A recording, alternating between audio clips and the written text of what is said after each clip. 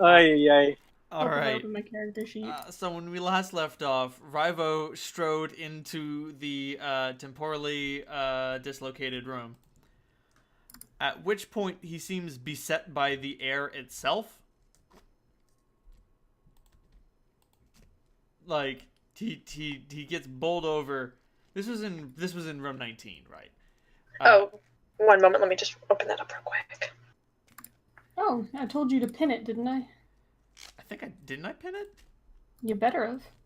I did. You better. Top of the list. So we need to split I our believe you. I'm just waiting for it to treasure load. at some point. There it is. That's true. But so he seems beset by the air itself, and then so like I want each of you to type out what it is your character does when you see him get attacked by nothing. Like what you would do, like in the. How much time do we have? You have 2 seconds. Okay. So like count to 2 in your head, and by the time you've done doing that, I will tell you what happens.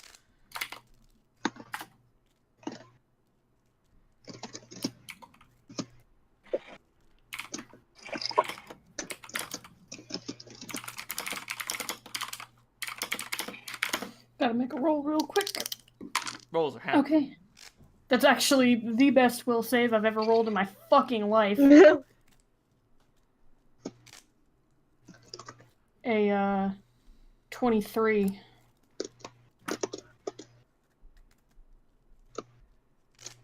Aw, Solandra, 2 seconds is not enough time to cast a spell. Oh well. Still, you didn't know how much time you would or would not have. Can you cast Dimension Door on someone else? Yeah, I believe so. I'm double checking it right now, actually. Again, sometimes I have a very good memory, but sometimes I conflate my right 5th edition and Pathfinder. You're not wrong.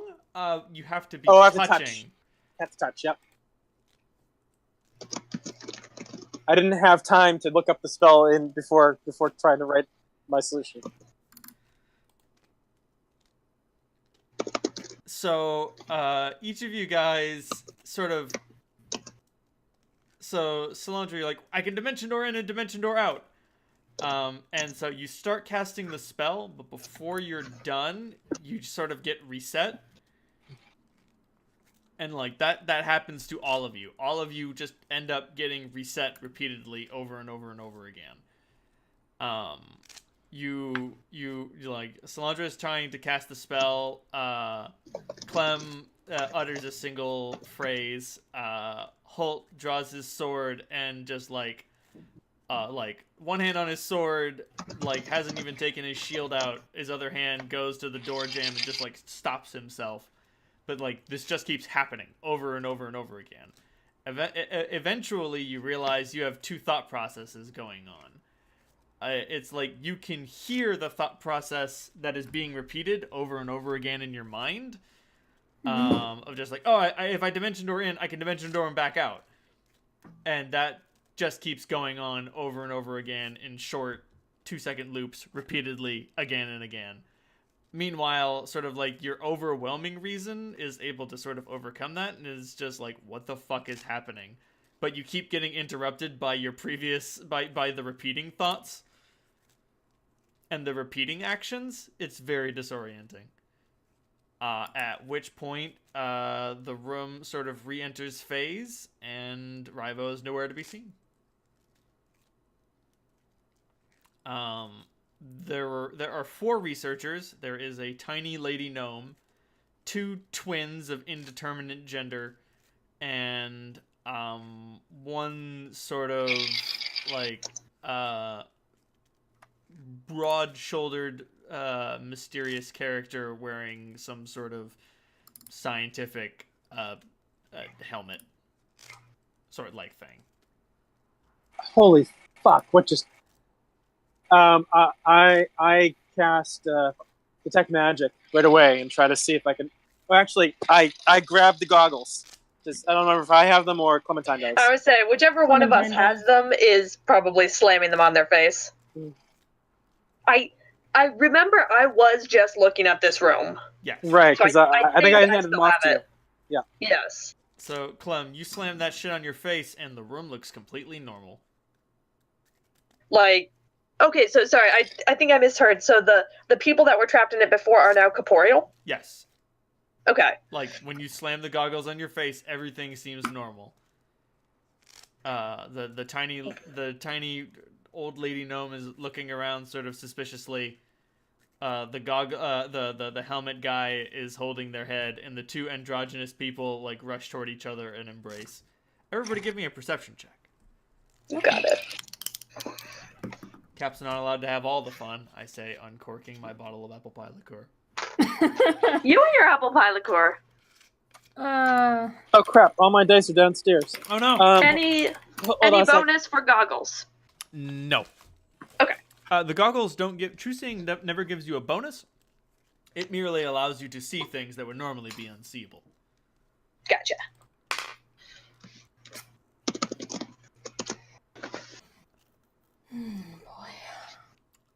Halt. With a 12, you're able to oversee this shit show and successfully determine that it is in fact a shit show. Like, these four people seem really lost. Like, at the same time they seem relieved, they seem really lost. At the same time, there's like, what? I mean, we've got each other, but what the fuck is happening? Who are these guys, and what happened to our lab? Mm-hmm.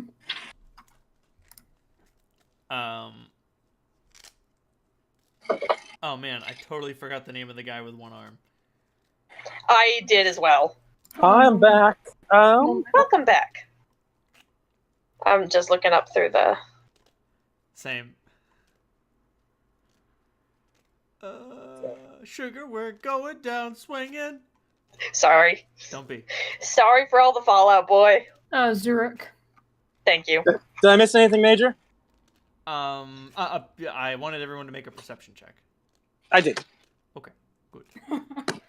Fuck you guys. Toby what? What's his last name? Let's Pastora? You mean my goat? No, the guy, the meme from Cap. Oh. Oh, that guy. He's from Black Sails. Yeah, I know.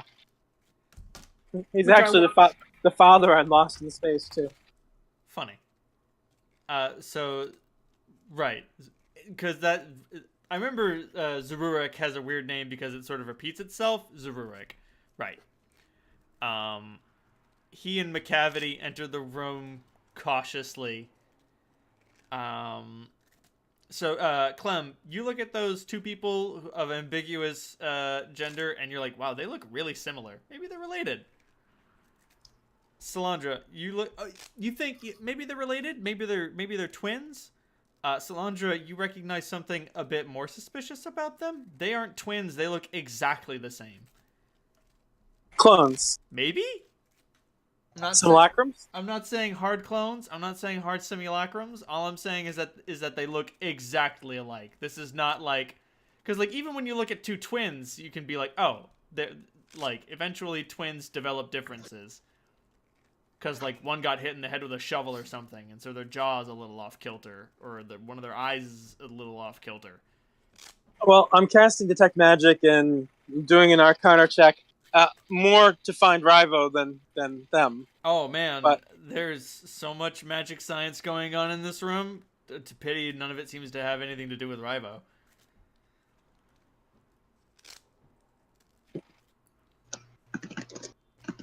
Seeing McCavity step in, I figure it's safe for me to step in as well. Haha, that's where you're wrong, bucko! And then Holt was also ripped to shreds! No. You step in and, nothing happens? Clem, is there anything on the ethereal? Nothing. Rivo? Holy fuck. Knowledge planes roll. Where the fuck would he have gone? Did I say exactly which plane was fucking with this? You did not. You Okay. did not. Make a knowledge planes roll. That's a 36. No, 35. 35.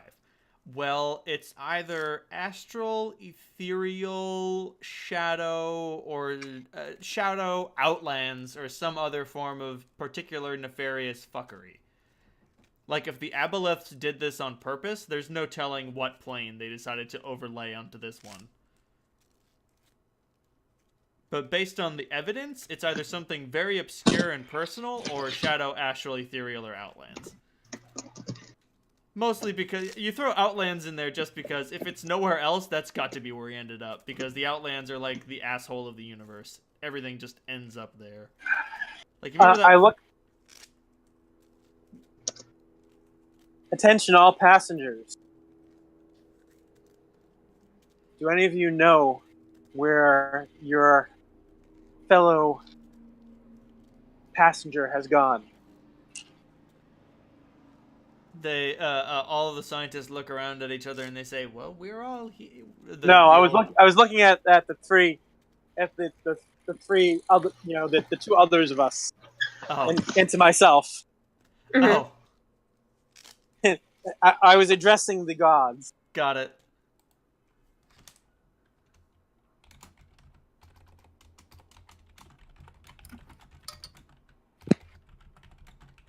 Clem is just very slowly kind of melting or like sinking to the floor, or She is getting very small. That's no dice from Kira. Anyone? Dogo doesn't. He doesn't know anything. It takes a while for like Holt kind of shakes its head to give me a second.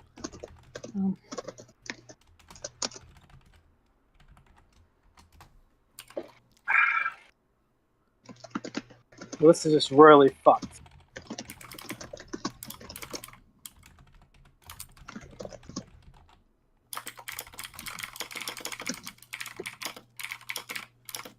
I look over at the scientists. Do any of you fuckers have a cigarette? The one with the helmet emits a click, and then what comes through a sort of staticky voice just says, "What's a cigarette?" Fuckers. All right. Do you know where you just were? Were you aware that you were displaced through the planes? They all look around at each other, and the gnome looks at all of you and just asks, "What year is it?" I don't think it's been that much imagine time.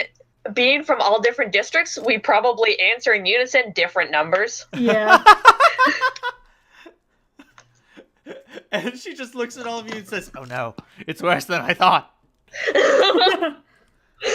Was your city under attack when this happened? Things are starting to get all fucked up up above. Yes, that is what was happening. So it's only been a few weeks. Only been a few weeks. You recognize this guy? Like she looks sort of disappointed. Like we fell apart in a few weeks. What the fuck? I pull Zurek over. Say, okay, see, hasn't aged. Well, he kind of looks like crap, but And he gestures to himself and says, "That's what I was trying to explain to you."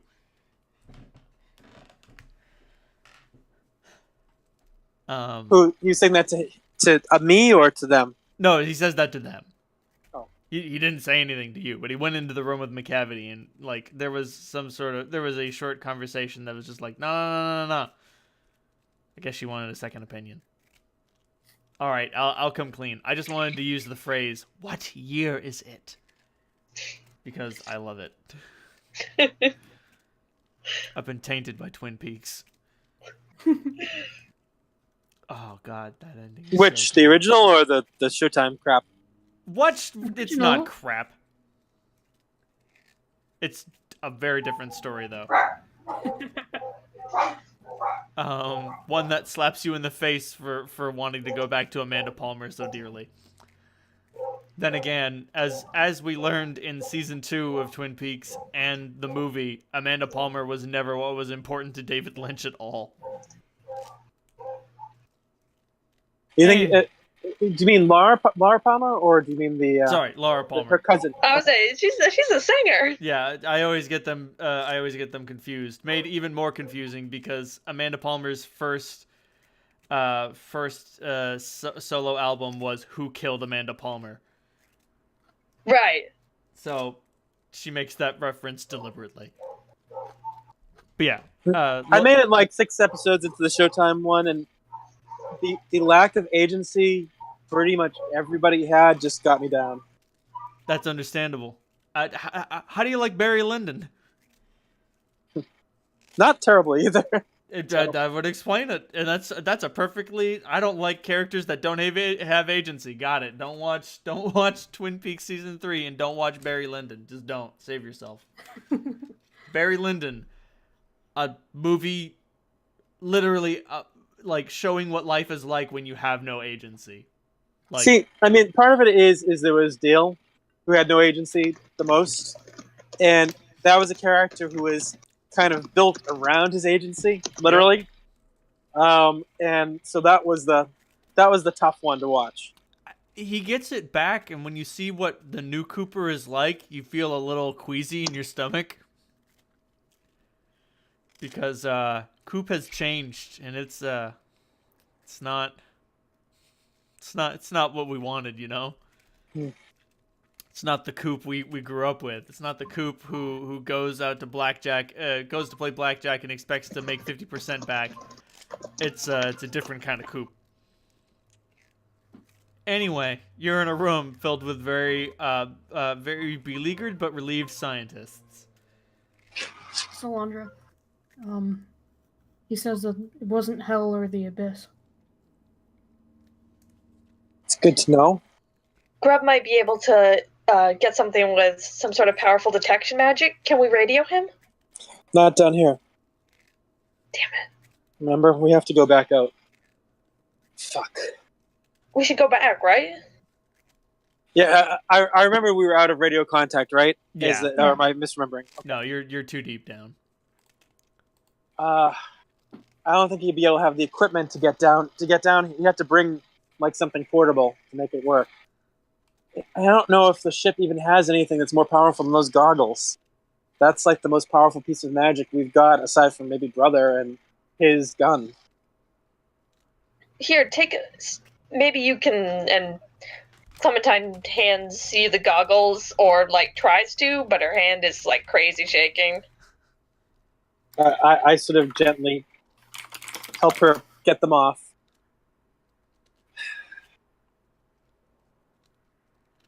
If it was the ethereal, we'd be able to see it.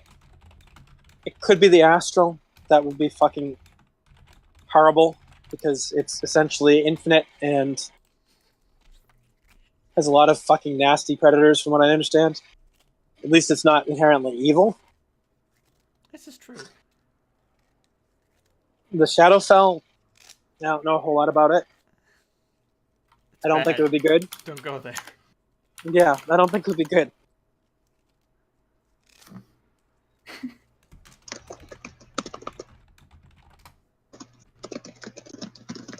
This was not a challenge. You threw down the gauntlet. I'm picking it up. Clementine, have you learned any planar magic yet? I know it's theoretical, but Nothing. Do druids learn planar magic? I don't think they do. I don't believe they can. all right, so there's no plane shift for druids. Again, this is a 5th edition thing. Right. Not that I have ever seen. I'm just gonna go down the higher level the spell list. You guys talk about Same. yourselves. I'll interject. My shit's largely war magic, offensive and defensive. I know theory, but not the. I don't have the knack. What about you? What about you fuckers? Do you have anything in your your lab here that can help us find our friend who got displaced when you came back? He might even be just where you were if you can backtrack through that. No, he's not. We'd be able to see him then because we could see them. Oh shit, that's right. What the hell were you researching down here? The gnome gets a little tight-lipped, and one of the twins says, "Come on," and the other one just says, "They saved us," and the other one says, "They deserve to know."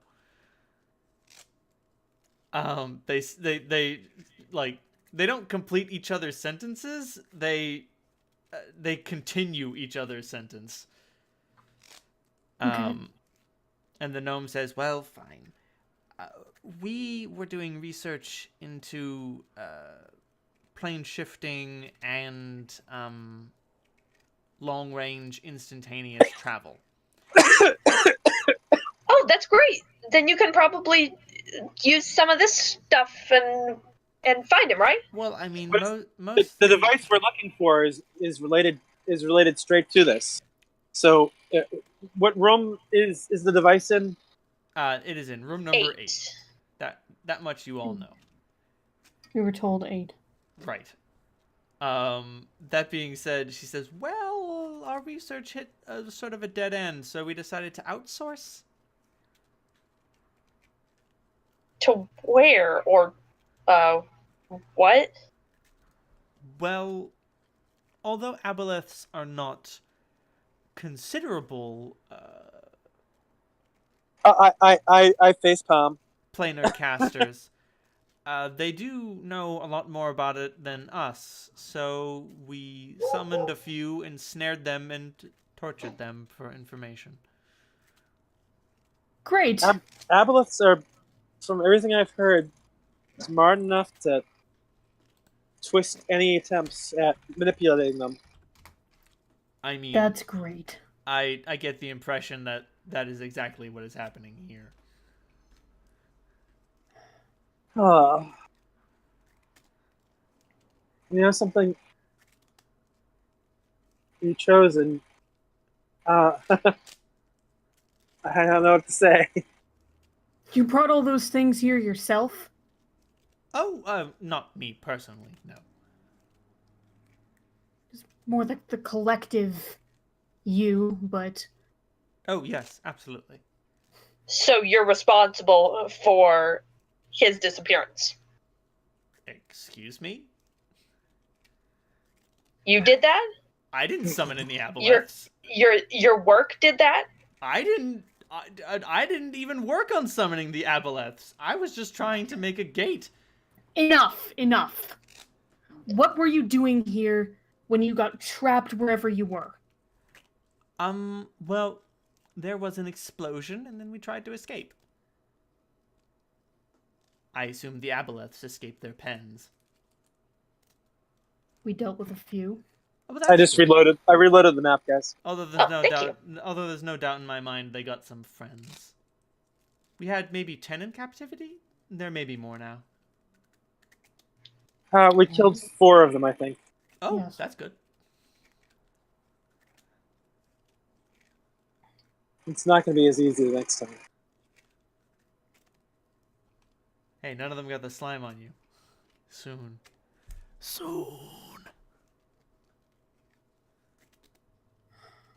So, where are we now in 19? We're in 19. You're in room 19 currently.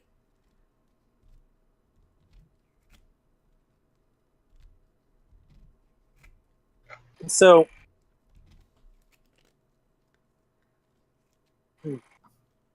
what are your feelings about Daskis?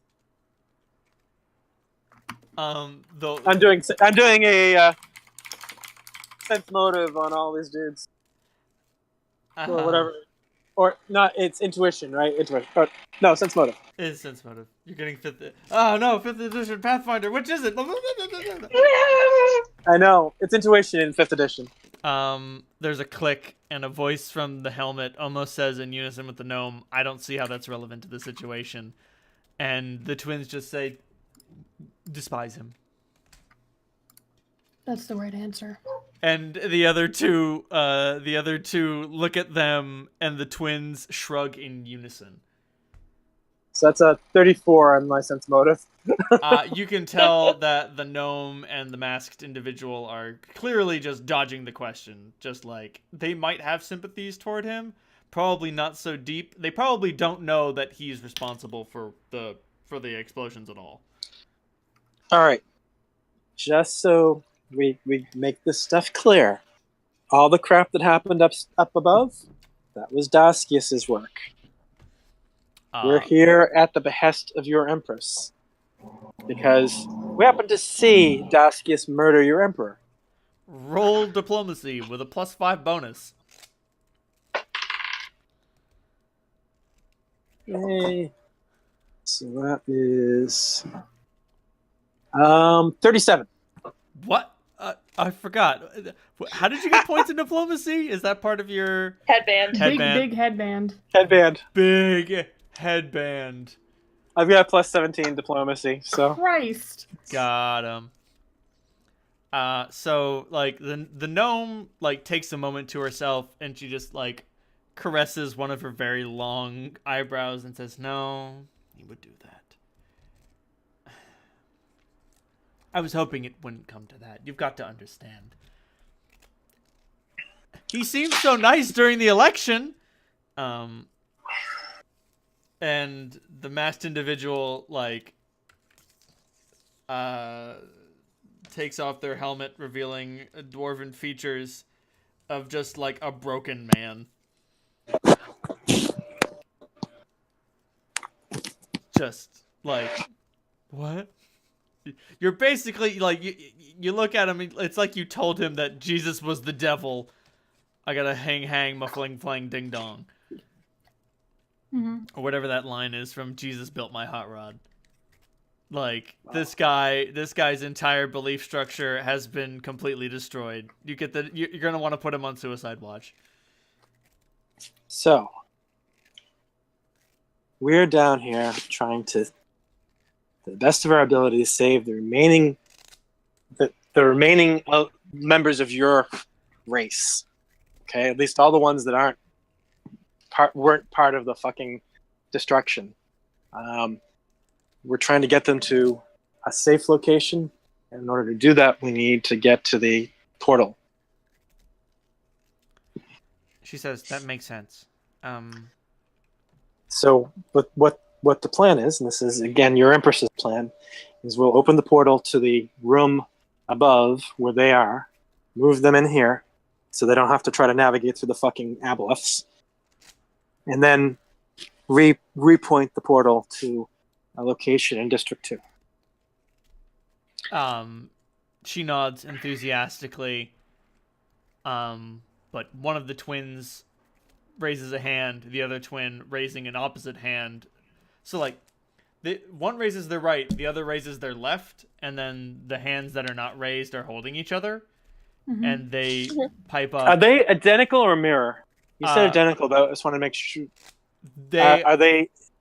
They are literally identical, not mirrored. Okay. If you looked at one, you would confuse it for the other if they weren't next to each other. Literally identical in every way. And they speak up. Okay, we agree that this is a very good idea. We agree that this plan is brilliant, but there is one very small, and the other one continues teeny tiny, and the first one continues itsy bitsy, and the second one continues Speak problem. the fuck up! You say as the second one finishes the sentence. And the first one says, unfortunately, it was never completed, and the other one continues, and it was also under maintenance at the time. Disappointed but not surprised. We have a good engineer with us. We've got another fucking great engineer up above. And we've got all of you. So you're probably going to tell us that we can fix it, but we'll need parts from elsewhere in this fucking place. And the twins say in unison, how did you know? I've fucking been here before.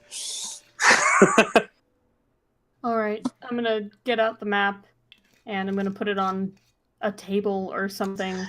All right, so these guys can mark. Hold up for 1 second. Rivo thing. I'm trying to think of anything, but I mean maybe this portal can help with that too.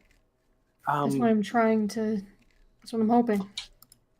But it never really worked for the interdimensional stuff from what we were hearing. So I don't know. Yet. All right, fuck. Between Grub, me, and I point to the metal arm guy. Maybe we can figure something out. That being said, as you say, you never really got the planar thing working. The twins pipe up and say, yes, we should trust the Apoleths to give us the secret of planar knowledge. And the gnome says, how could we have expected for them to betray us so completely? And one of the twins says, who'd have expected if you torture someone? And the other one continues, they don't want to do what you say. And then... And a race known for their arrogance, brilliance, and sadism? Yeah. Sounds about right. And then the twins say in unison, that's what we said! Why don't you just grab a couple illithids while you're at it? and then the gnome says nothing but looks rather ashamed, and the twins just say, oh, that's where we started. And the other twin continues, and that almost got our project sunk.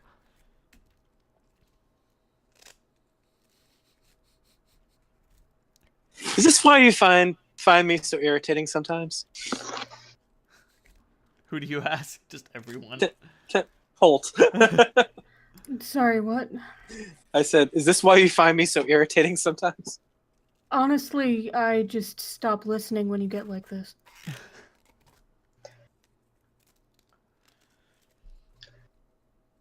And he goes back to looking at the map.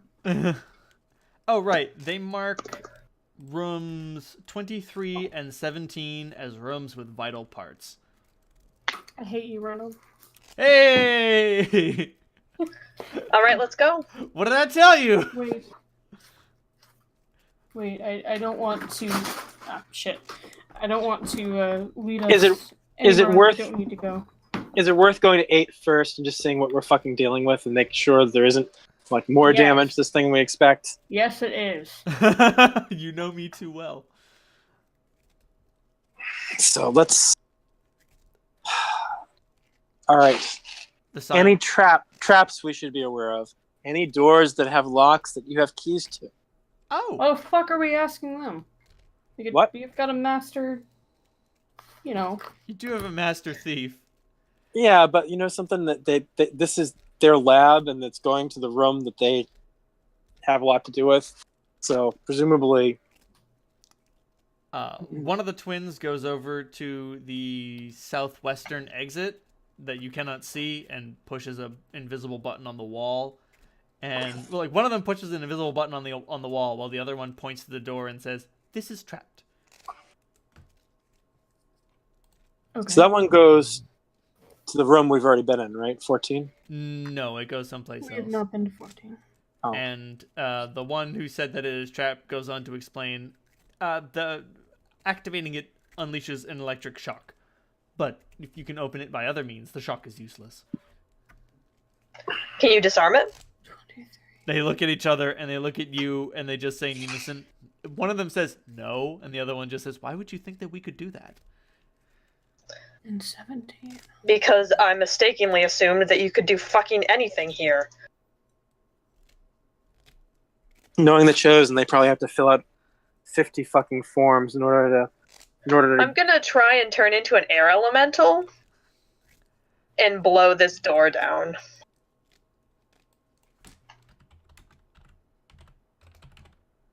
I don't know if that's something an air elemental can do, but it probably is. I mean, they can definitely try, but you're at a distinct disadvantage. How big of an air elemental are you?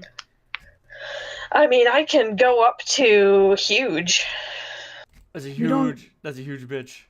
Earth elementals are usually the door breakers. What about the southeast door? The southeast door. 19 to 7. 19 to 7. The gnome says that should be unlocked. Oh, how about we go that way?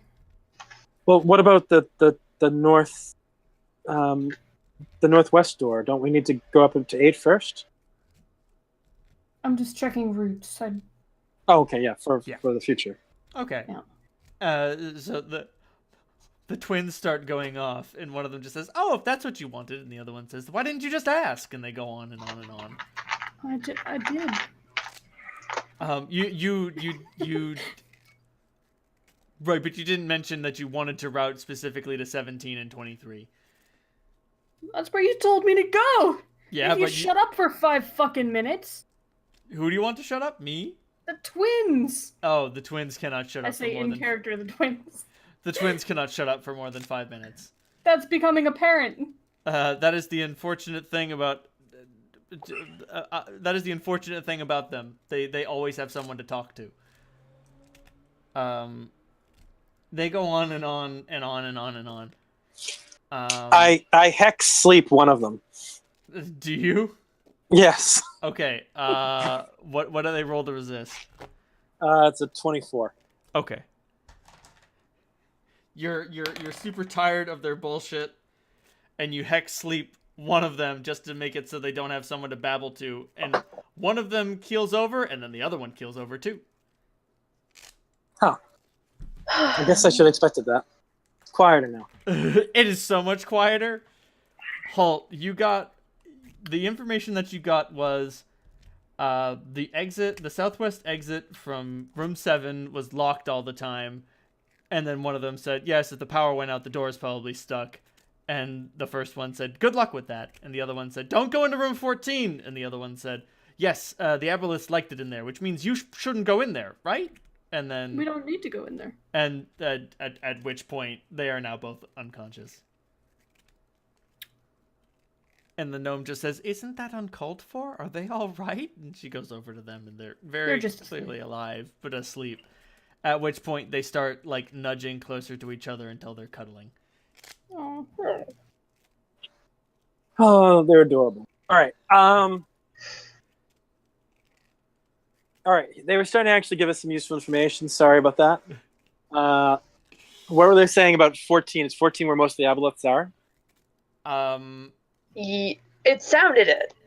The gnome shrugs. I don't know. What did you use room 7 for? She just says it was storage. We kept samples in there. Okay. And then Any samples that may have been corrupted? she just looks at you and says, you're going to need to be more specific. When you're dealing with an aboleth, corruption comes with the territory. Is it going to kill us if we go in there? I don't believe so. All right. But we don't have an immediate need to yet.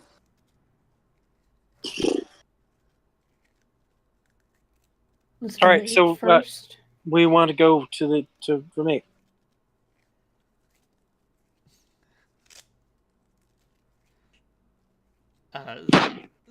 Zurarek picks up the twins.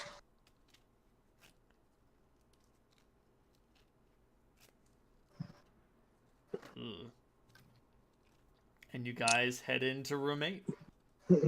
They're fine. You can wake them up easily too. The north door to 8 looks like an archway? Yes. Unfortunately, the door from 19 into the hallway is stuck or locked. You're not sure. I look to McCavity. Cheech? He think? he looks at the rest of you, and he makes the gesture of you guys need to turn around. Everyone turn around, please. And like the gnome and the dwarf follow suit, but they're just like, why are we turned around? Because I asked you to nicely. Okay. At which point you can hear a paw clawing at the door. And Cheech looks at you and just nods his head. I'm sorry, shakes his head. Nothing? Okay. If it were locked, he would unlock it. It's clearly not locked. It's not locked. Do these doors, are they sliding doors, or does this, like, open? They are sliding Out. doors, Fuck. which means they're more difficult to break. You can smash it to bits, but that might attract the attention of something. Then again, you just smashed the entrance here to bits, and that didn't attract anything. I'm gonna try to smash this thing to bits. Smash it to bits. Strength? No, strength is a break DC. You would just roll an attack. You don't have Okay. to roll to hit. You just roll damage, and don't worry about it. Just give me a damage roll, and I'll tell you how long it takes to smash the door apart. Okay. Alright, that is And don't add your electricity damage, of course. 20 damage. 20 damage. It takes you a whole minute of smacking to break that door down. You smack that meat for a minute. Chopping at meat. Butcher Pete, etc., etc. Fallout That's good. 4? Or 3. Yeah. Your pick. God damn it. Okay, break the door down. The door has been broken down. Let's go in. You go up through the archway. Yeah, that door has already been broken off its hinges. Protecting it's not going to be an option. Okay.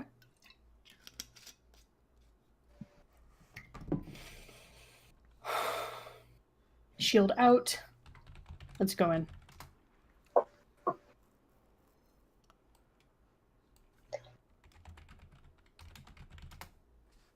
Which passage are we going through?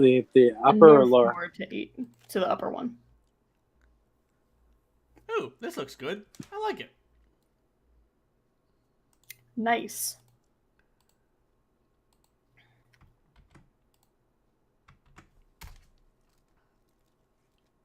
Ooh. Primitive, archaic, technologic, busted. Ooh, busted, busted, busted. Bustin', bustin', bustin', bustin', bustin' makes me feel bad. Fuck, Grub would love this shit.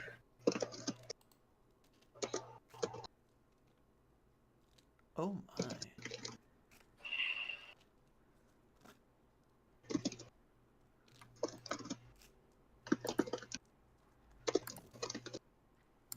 I try not to think of somebody else who would, too.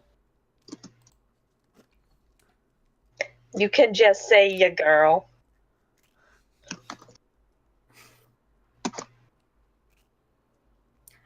I have no concept of whether this is broken or not. Yeah, you look at this and you're like, yeah, this looks fine. So it needs to be powered up. What else could be wrong with it? You push some buttons and then it turns on. That's how technology works. That's how Grub does it. Yeah, exactly. I look at Clementine and I look at Holt. I say, two of you, keep your distance from this, please. You say as the gnome, the dwarf, and Zarurek go toward it and start examining Right. it and fiddling I'm with concerned about certain gremlins. About our gremlins. it. Oh no, Yes. gremlins! Gotcha. I've seen it in action. I don't want them. It's bad enough when they're doing it with communicators. When they're doing it with apocalyptic planar technology, no. I only broke the communicator once. Only once. I mean, what really counts as breaking it? My sword has lightning properties, and that thing is electric. Sorry, that was out of character. That was in character. So yeah, they start looking at it. Can I find a technobabble generator? Oh my god, I think I can. Technobabble generator? There's gotta be one, right? Oh my god. Alright, so oh my god. Roddenberry. So the gnome says, "Oh, I'm detecting an unusual thermomagnetic wave signature in the deuterium cannon." And Zarurek says, "Yeah, we're gonna need to jumpstart the automatic warp casing." And the dwarf says, "Only after we boost the signal gain to the multispatial phase matrix." You fuckers just make this stuff up. The dwarf looks at you and just says, "We do not. Do you know what a multispatial phase matrix is?" No. Probably. No. Okay, So you know how Why you... can't you just stick with fucking magic? It makes sense. Ugh. Do you know how you're in one place? A multi-spatial phase matrix allows you to be in 2 places. I don't want to be in 2 places. Well, you're gonna have to be if you want to teleport, he says, and then he points to the twins and says, that's why they were so important and special. There still are. I just put them to sleep. Yes, but you get the point, because they can be in 2 places. Is that because of an error with your transporter? I mean, you know, we wanted to fix the errors before they broke. No, they were born that way. Oh, okay. But we figured they'd be the best ones to test it, just in case something did go wrong. And oh look, something did go wrong, and they survived. Well, you took a look at it now, so what do we need to get from these 2 rooms? They describe some parts. I'll write it down. Let me get another... Let me see if I can find... Right, the gnome just says, if you can find some deuterium, that should be enough to... Isn't that a fucking radioactive element? What is What's it? radioactive? And she just says, how do you know what radioactivity is?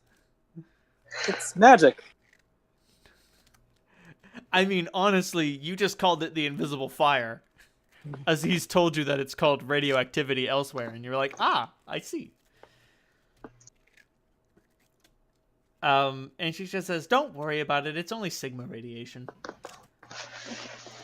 And the dwarf says, the thing you're looking for in the other room is a navigational impulse cooling tank. It'll be cold. I can handle cold.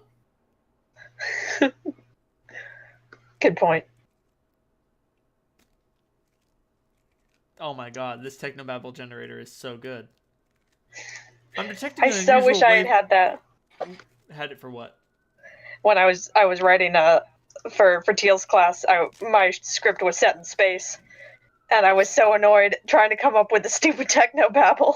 I'm detecting an anomalous power spike in the hyperdrive phase housing. Yeah, you have to help Holt spell deuterium.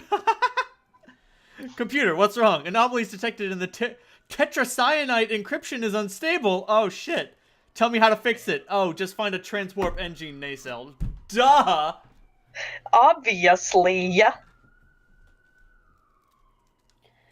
Well, we're discussing rooms. Do you know which rooms you kept the aboleths in?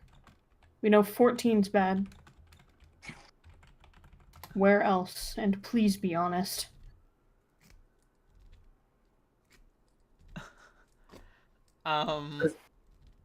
Unfortunately, fucking things can move under their own power. I figured it would be a good idea to know where to start.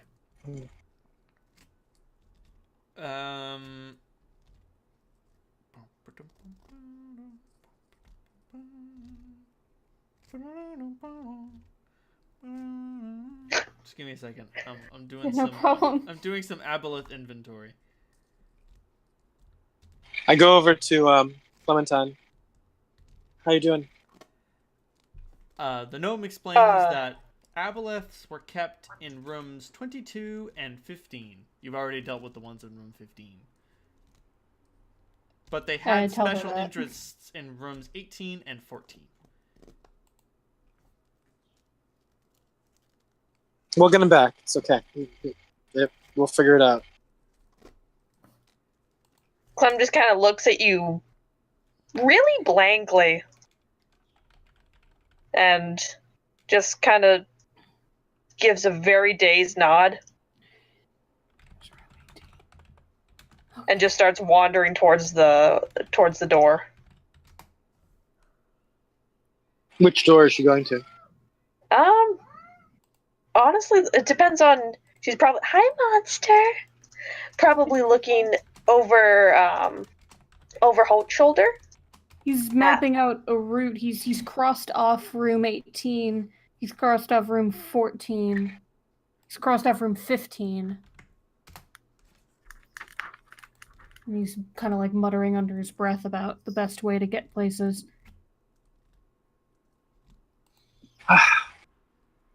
All right. One other thing. Since you're keeping aboleths, I hesitate to ask because it makes way too much fucking sense for you guys. Do you have anything that protects against psionics or mind effects? The dwarf and the gnome just look at you and say, "You mean you don't have implants for that?" Nope. Oh. Well then. Okay. that's all they say. 19. Way back. We've dealt with that shit before. Done that whole right. Yes. And arms grow back. Ribs grow back. No, they don't.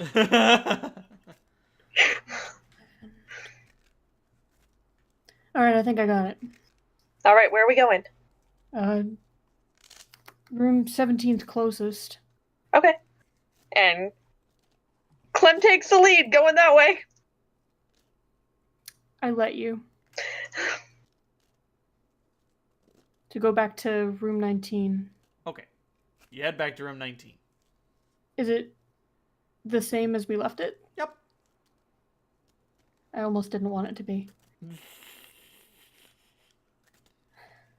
Zarurek says he's going to stay in room 8 to keep an eye on the scientists and make sure nothing happens to them. Thank you. The twins have probably woken up by now. How long does sleep last? It's slumber is my hex. And it Ooh. lasts for 1 round per level. Okay. So 14 rounds at this point. They have woken up, and one of them just says, "That was a nice nap." And the other one says, "Yes, I believe it was." They seem very well rested. Like, strangely well rested for how long they were asleep. Anyway, you guys head back to room 19. There's nothing to report. Southeast door. Southeast door. 2-7. Alright, we have Yes. the cavity with us, right? Yes. Mm-hmm. You go to room 7, you open it up. There are rows and rows and rows of, like, knocked over shelves, and the floor is covered in slime and goo. Like, covered in slime and goo, like, completely? Yes. I guess we're walking through this shit. No. This is what they said to avoid this stuff. What? Just walk on the aboleth secretion. Do it, you pussy. What is it, acidic? It has transformative powers to it. I think I did pretty well on my aboleth knowledge roll. At which point, McCavity jumps up, climbing up Hulk's armor, and stands on his shoulders. Oh, okay. Yep, there you go. It essentially turns you into an amphibious, slimy aboleth slave. I would like to not be that. That being said, Salandra, make a perception check.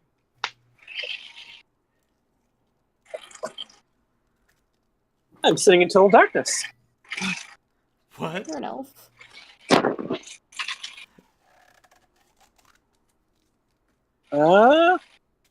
That is a...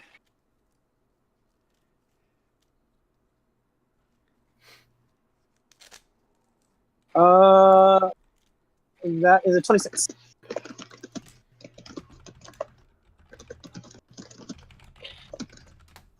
It's not. You may not have rolled as high as you possibly can, but it's not hard to hear a grumbling scum. And you can hear a scum coming from the southern room, coming from room 22 as it grumbles. Masters always make Gluck get the food. Always make him go looking around for other things to feed the masters. When Gluck finds something for himself to eat. How far away is that? Is he's coming from 22? That'd be about 40 feet away. 40 feet away. Yes.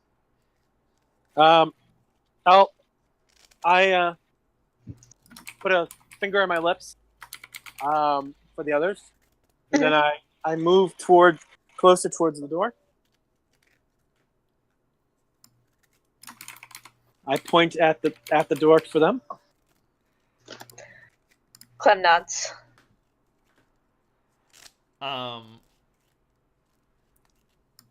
So what do y'all do? Well, when the scum comes in, I'm going to try to put him to sleep. Okay.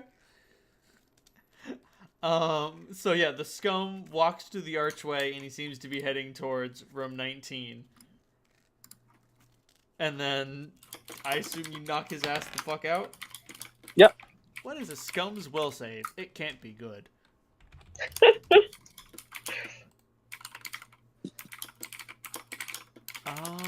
It is not. The DC is 26, right? 24. Okay. Still, it doesn't matter. He has a roughshod trident made out of like chosen parts stripped from the wall and lashed together with some sort of sinew. And he's walking across the slimy room, trying to, pour over some of the shelves for something that's vaguely edible, and then before he can even get too far in, just he falls over into a pile of slime on a pile of slime into a shelf. At which point you can hear snickering laughs from the other room.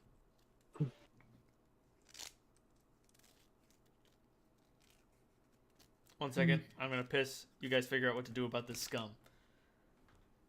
Scum. So was that open archway he was coming from? Probably. Yes.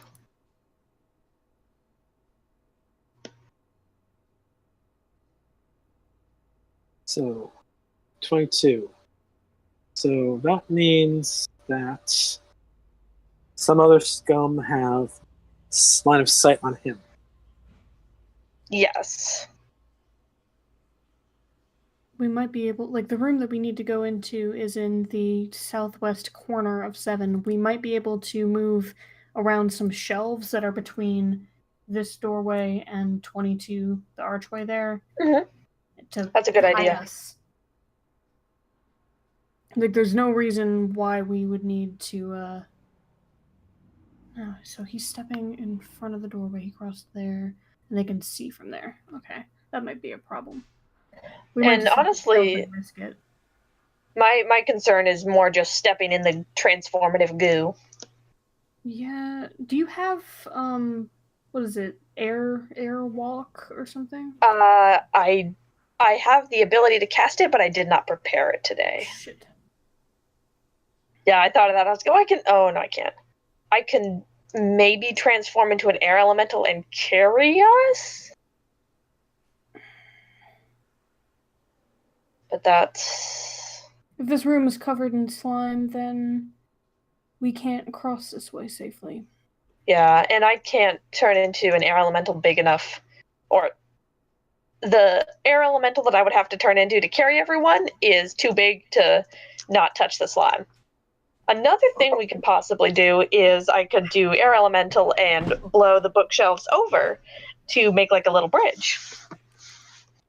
I am back.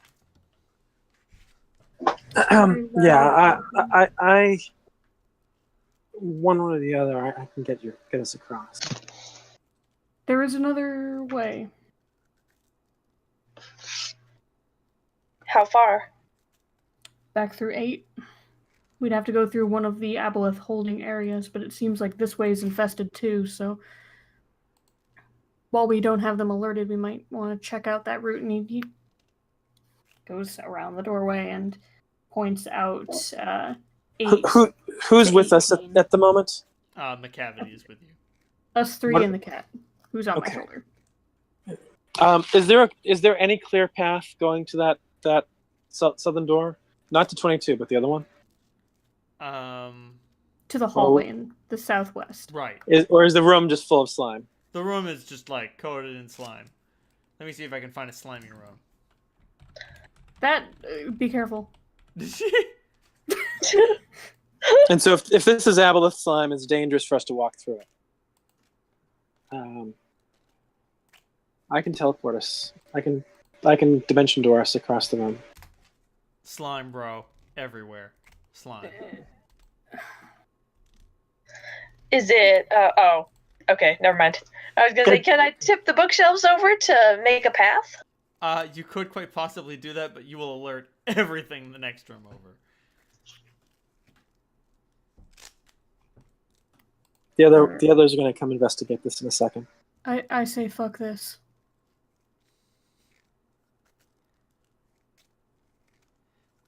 Okay. 7. So you guys sound like you're abandoning ship. Yeah. What's the alternate route? 8 to 18 to 6. Around a whole fuck ton of hallways to 17. Dimension door is not a big effort. It just burns a spell. You're going to be putting us on a different part of the slimy floor. I mean, just over by the you're door. Safe. You have boots. Clem and Solandra are the ones at risk of getting infected. Oh, it just has to be skin contact? Yep, it has to be skin contact. Yeah, I fly. Okay. Oh, well, fuck I'm it. not I'll really- carry Clementine. Okay. Oh, Do you mind? no, that's all right. All right, I'll pick you up. All right, I'm going to keep an eye on that door, and essentially, if another scum comes through, I'm gonna slumber it too. That being said, Holt, there's something whispering in your ear. What could be meows to the untrained ears comes through as something far more. Certainly. What are these words of wisdom?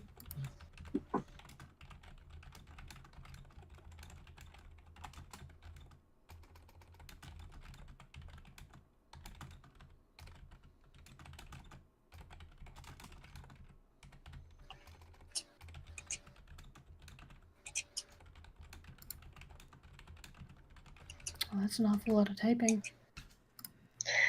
It's awful lot of meowing. I imagine Strangely Cheech is not. just there, like, chirping. Yeah. Like, in the same way that, like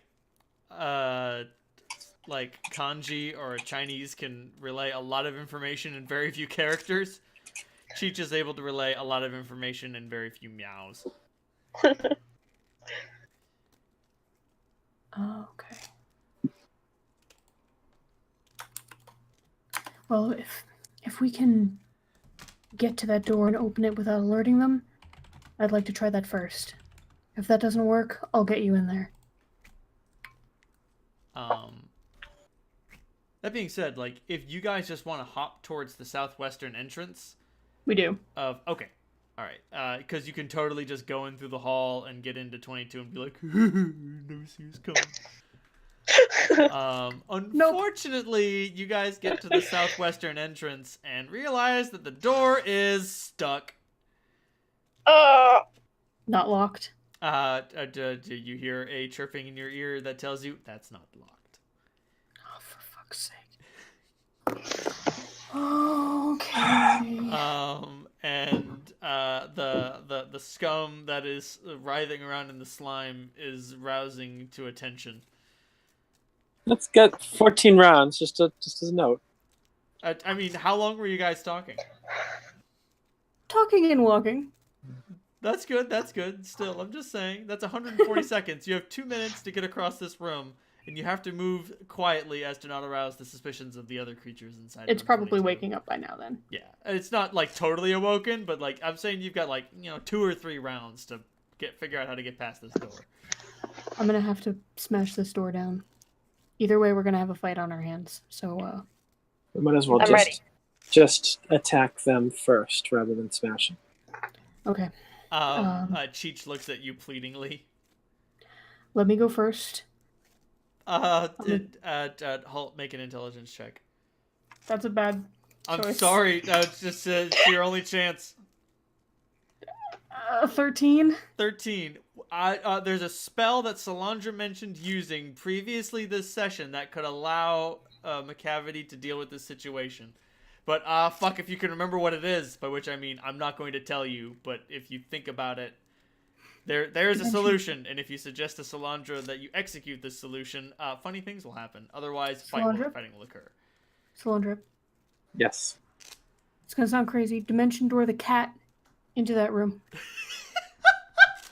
With the fucking Dude, aboleths? the what?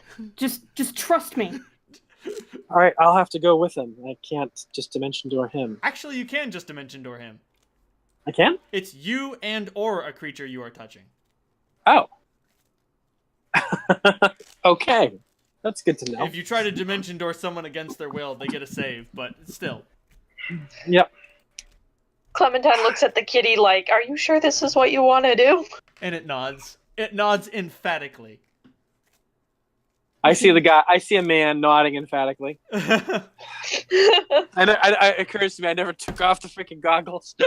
It's so weird. It's so weird how he's perched on Hult's shoulder. Because, like... I imagine since Holt...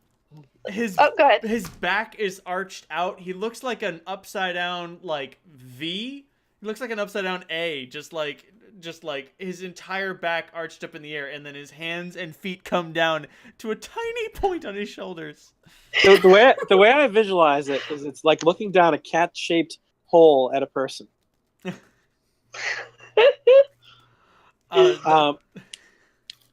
Do you dimension door this cat?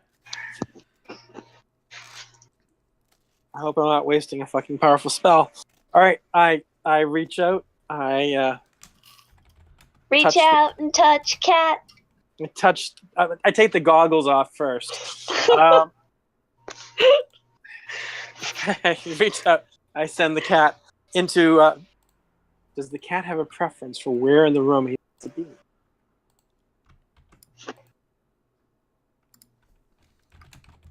There's no response. There's no time. Put him in or don't.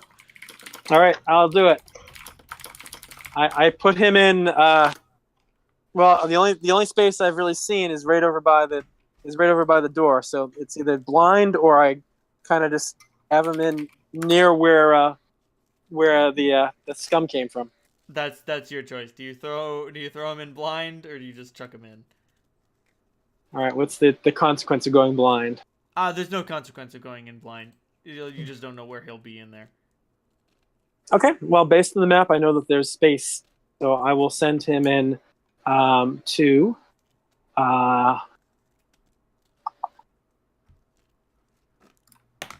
Just looking at the map. All right, so this is room 22.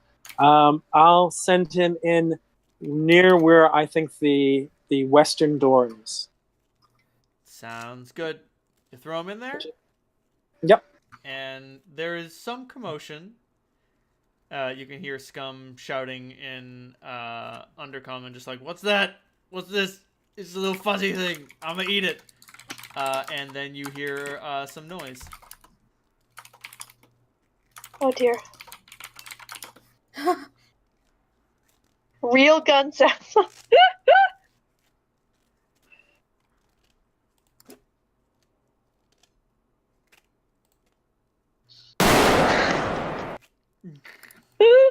Just replay one of those over and over and over again. There's lots of DACA, at which point, like, a cascade of blood, a cascade of slimy blood comes into the room.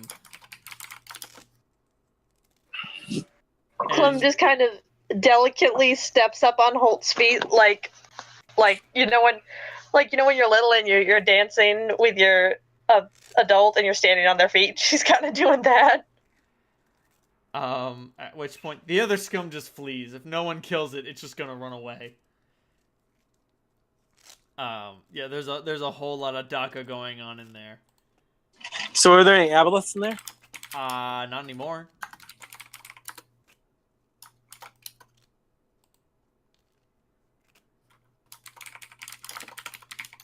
At which point, an absolutely lousy-looking cat comes out of there. I got some bad news. Cheech has got the aboleth. Oh no! He'll be. So is the cat extremely slimy? No. Babbling that Rivo disappeared. The air tried to attack him, and now everything's back, and it's all messed up. And I don't know where he is. He's not on the ethereal. I don't know. I looked through the goggles, and he's not there. Do you have anything that can help us find him? Whoa. Slow down. Rivo was displaced off this plane. As far as I can tell, he was displaced into. It's hard to say. Maybe the Shadowfell, maybe the Astral. Something didn't seem like it was one of the really far planes, but one of the nasty ones. Not the ethereal, like Clem said. So, can you make something? I know you don't have anything on hand. I'm sorry, guys, but I can't. That's above my pay grade.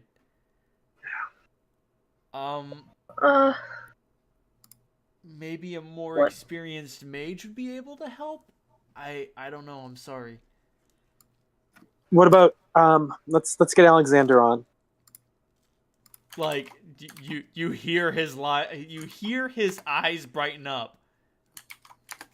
Oh yeah. Let's get Alexander on this. Holy fuck, did you guys pick the right man for the job? Alexander, Riva's been displaced across the plains. Can you track him? Perhaps. Do you have anything personal of him? Holt does. I've got this mask. That would do. That would do perfectly. Yes. Bring it to me at your nearest convenience. I'll go up right now. Okay. You'll have to give me the mask. You'll have to get to the surface and then teleport up. That'll take time. Give me the mask. Also, if you don't have Zerurik to guide you, it's going to be tricky. All right, Clem. I give you the mask of booming voice. Can I lightning form up this? You can lightning form and move very quickly, but you have no idea where to go. Oh, because we have to go up through all the bullshit. Yeah. You got Clem's up to kinda... you got up to comm range, but like you're not at the surface, and the teleporters definitely won't work. Clem's kind of tossing the mask up and down in her hand, chewing her mouth bloody. Shit. Later.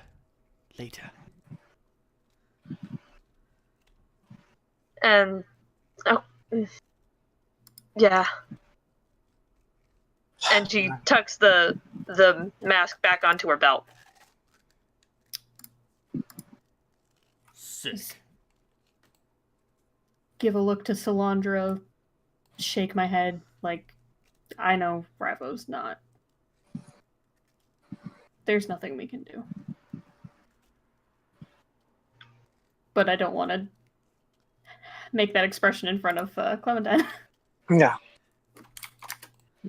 So Solandra just kind of shrugs helplessly. Yeah.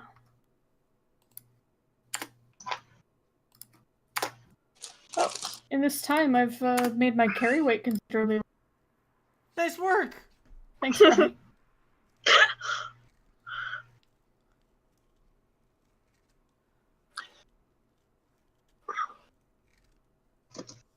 Can we defeat Drax without Marduk? One problem at a time. Who do you ask? I was generally asking the ear.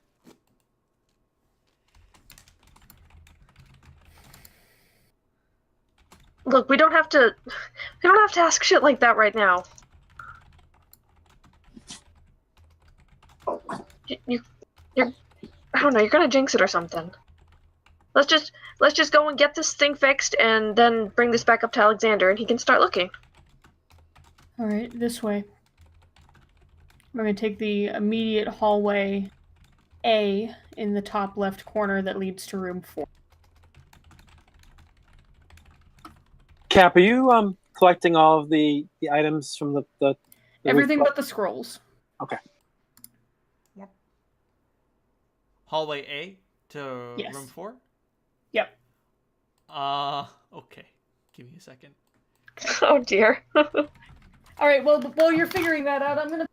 Because I have a feeling that this is gonna make me... I don't know about for you guys, but for me, Cap cut out in the most, like, hilarious places. Same. Like the unnecessary censorship game.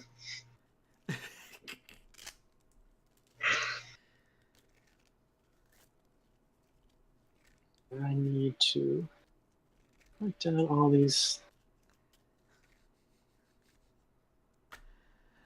as you guys... You don't realize how many love songs are in a character's playlist until that character is no more, and then you're like, oh, huh.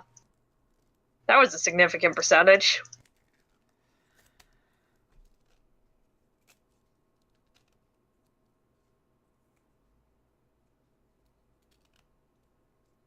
Oh, Jesus.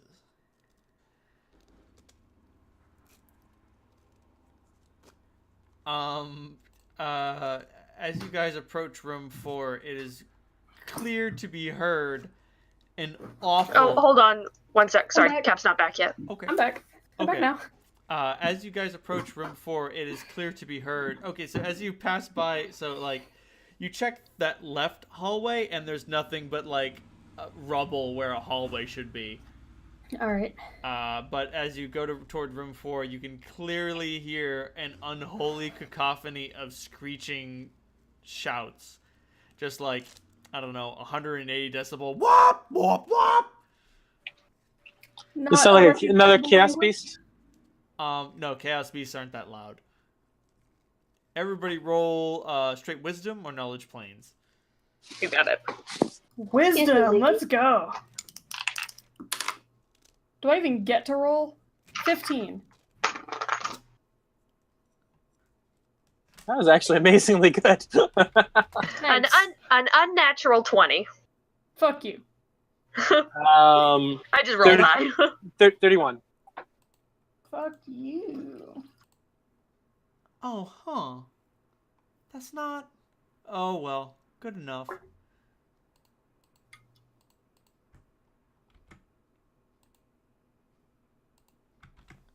Oh, hey, do you remember these guys? Nope. That... so do you remember when you were in Gemma's Keep and there was that shouting thing? Vaguely. Out of character, yes. Right. In character, Are these the ones with the spines? No. No, I remember those. They didn't look like these, but apparently that's what they're supposed to look like. Oh, the ones with the spines are supposed to look like these things. Apparently. Let me... what Oh. was it called? A door check. Mark. It was a howler was the one that had all the spines. Yeah. No, it's not a howler. Do you remember the thing that like was tearing the room apart and just screeching? Oh yeah. Oh yeah, I do. Yeah, it's supposed to be that, but I don't remember Destra Chan's looking like this. Maybe they look different in Pathfinder. No, that's what they're supposed to look like. Huh. I remember like a two-legged, two-armed thing that was standing upright and just like had an eyeless head and was just screeching inconsolably. Whatever. That's what they look like now. Shut up. They always look like that. Of course they did. Of course. But yeah, you all instantly remember, oh fuck, it's these things. And it sounds like there's more than one of them and they're trying to develop speech. It seems to be going very poorly for them. Thankfully, you'll be able to sneak up on them without much of a bother. Except for the fact that they have blind sight out to 100 feet. How tough are they? They're not too tough. The big issue is that they, if they focus their screaming on you, they'll probably blow you guys away. And you can be certain that if you guys open that door, they'll all look at you and be like, "Whoop!" Well, that's our, This is the way we have to go? we could go around. Room 2 was empty. Let's try that before we, go charge Not a bad into idea. a bunch of things. Okay, we'll go around. To room 9.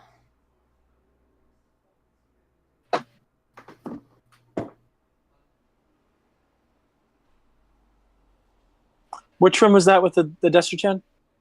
Just chance room 4. Room 4. Okay.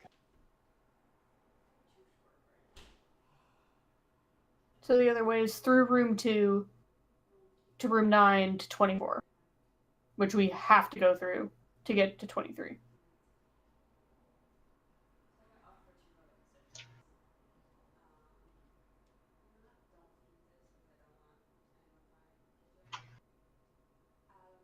I love mazes. I used to really love drawing mazes. I'd get like a big piece of graph paper and just go to town. I didn't think this through. What? Why aren't we going down towards 11? From 20. Where are we now? 24. No, we were gonna go into room 4. We're gonna backtrack, go to room 2, to room 9. The route is 2, 9, 24, 11, 23. Okay. I see. We're coming from. Yeah, we're coming from that top hallway. The entrance to the dungeon is in the uppermost left. I see. Okay. Alright, so we're in that top passage. I thought we'd somehow gone into 24. All right. Oh, goodness, no. Where even is 24? Oh. Yeah, no. No, I see the route now. No, we just need to go through 24.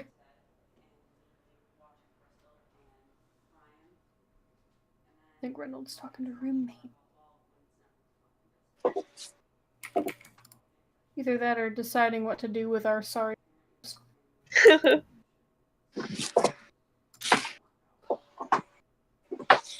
Well, thankfully you have a little redundancy on the melee side, but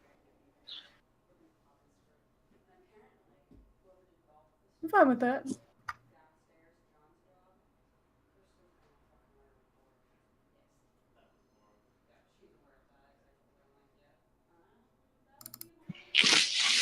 the cavity becomes the next host for Marduk. I have an idea. And no one's gonna like it.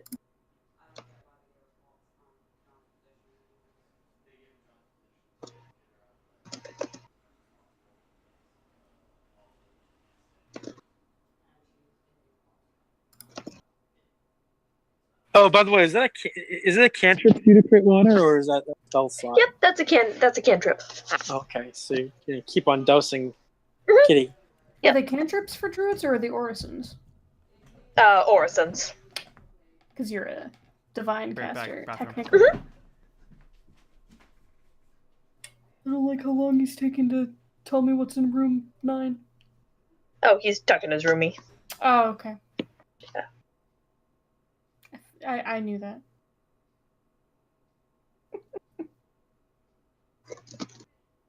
So I leveled up last sesh. Nice. That's a 15 is probably a big feat level.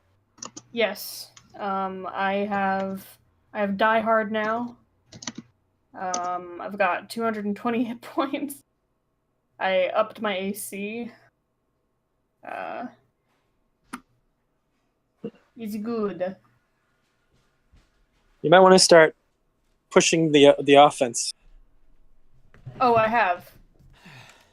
All right, I come have back. improved critical. And I have the vital strike line all the way up to without being level 17. I hit hard.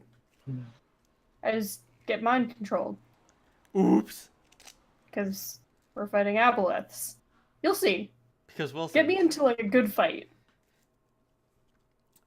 Sorry about that. My roommate brought me a gigantic thermos of tea that I left on the counter. 2 hours ago. No, it's ice lukewarm tea. It's lukewarm. It's a very nice thermos, so it's piss warm chongo. Yay! Yay! Anyway, what's the attack plan? We're gonna backtrack, not go through room 4 because room 4 is full of horrible things. We're gonna go back to room 2. Okay. Which we saw was empty in our first walkthrough. Not sure if that's changed. Yep. It is still empty, yes. Awesome. Then the south door to room 9. Sounds good. What the fuck is this? Oh, God. That's not what I want to hear. No, in the next room over, there's something awful. A fleshy slug-like Great. creature has 2 long pseudopods that end in lumps of hard, callous flesh, and its whole body sizzles with acidic slime as it slides forward. through melting stone. Huh? Don't worry about it. You're not actually dealing with it.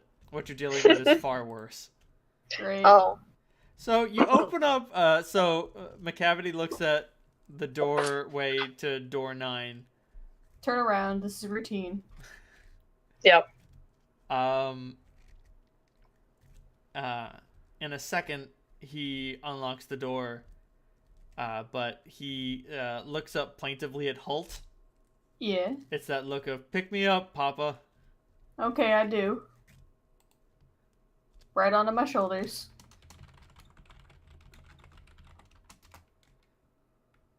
One of the ears cracks off.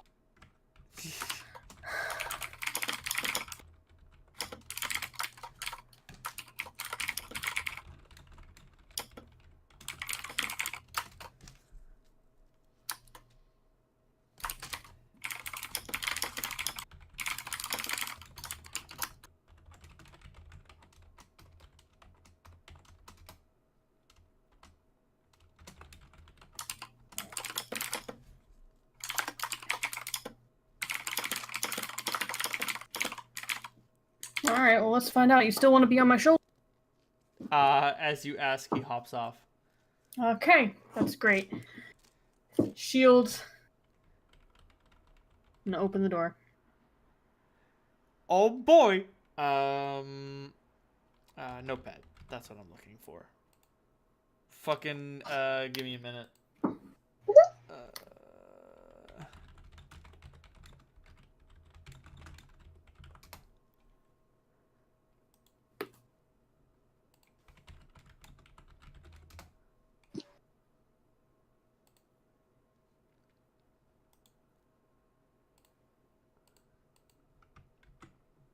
As you open the door, you see... Oh, not there. Here. You see one of these things, flanked by 2 of its lesser kin. What the fuck is that? Do you remember the thing embodified by the red eye that you fought in the crypt? Yep. It's that, but weaker. The red-eyed one had special abilities. So it's a greater shade, if I remember correctly. Dreadwraith. Dreadwraith, okay. Yeah. Same difference. Okay. All I remember about fighting it was a huge pain in the ass. This one is too.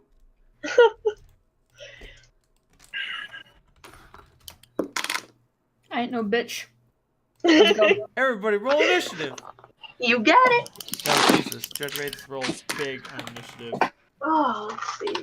Big initiative energy. Oh, damn. Good initiative. Good job, little D. It's the best initiative roll I've had in a minute. Same.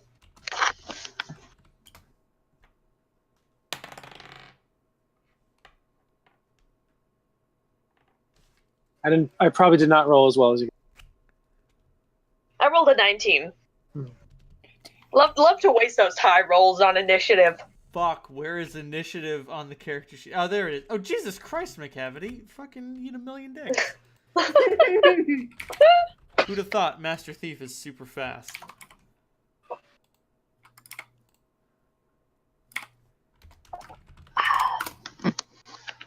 Take a sip, babe.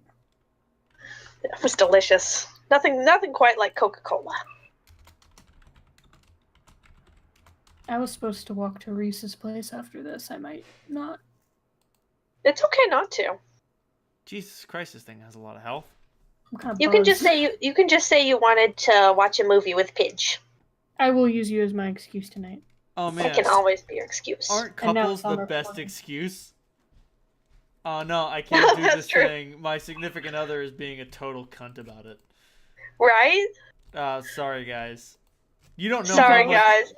The old ball and chain is The bringing old me ball down and chain again. is weighing me down. You don't know how much Zoe and I would do that to each other. Every I time. can guess because I know how much Cap and I do it to each other. So much. Alright, so Cheech goes first. Oh man, what a useless cat firing scorching rays. Oh fuck. He's doing his best. I forgot. Dreadwraiths have a super high touch AC. Fuck me. And those rays go wide as fuck. Pew pew pew pew. The cat hisses. So yeah, Dread Wraiths, they do negative energy damage plus con drain. Do the regular Wraiths get con drain? They do, but they do less. And they can fly and they're incorporeal. That being said, the Dread Wraith goes before all of you. Oh, good. Holt, you said you weren't a bitch, right? Yep. Let's put you to the test. What's your touch AC? My touch AC is 11, but I have Deathless enchantment on my armor, so I have 10 points of protection versus positive negative energy damage per attack, and I have a 25% chance to ignore a negative level from any attack. That is slick. So is he higher than a 22, right?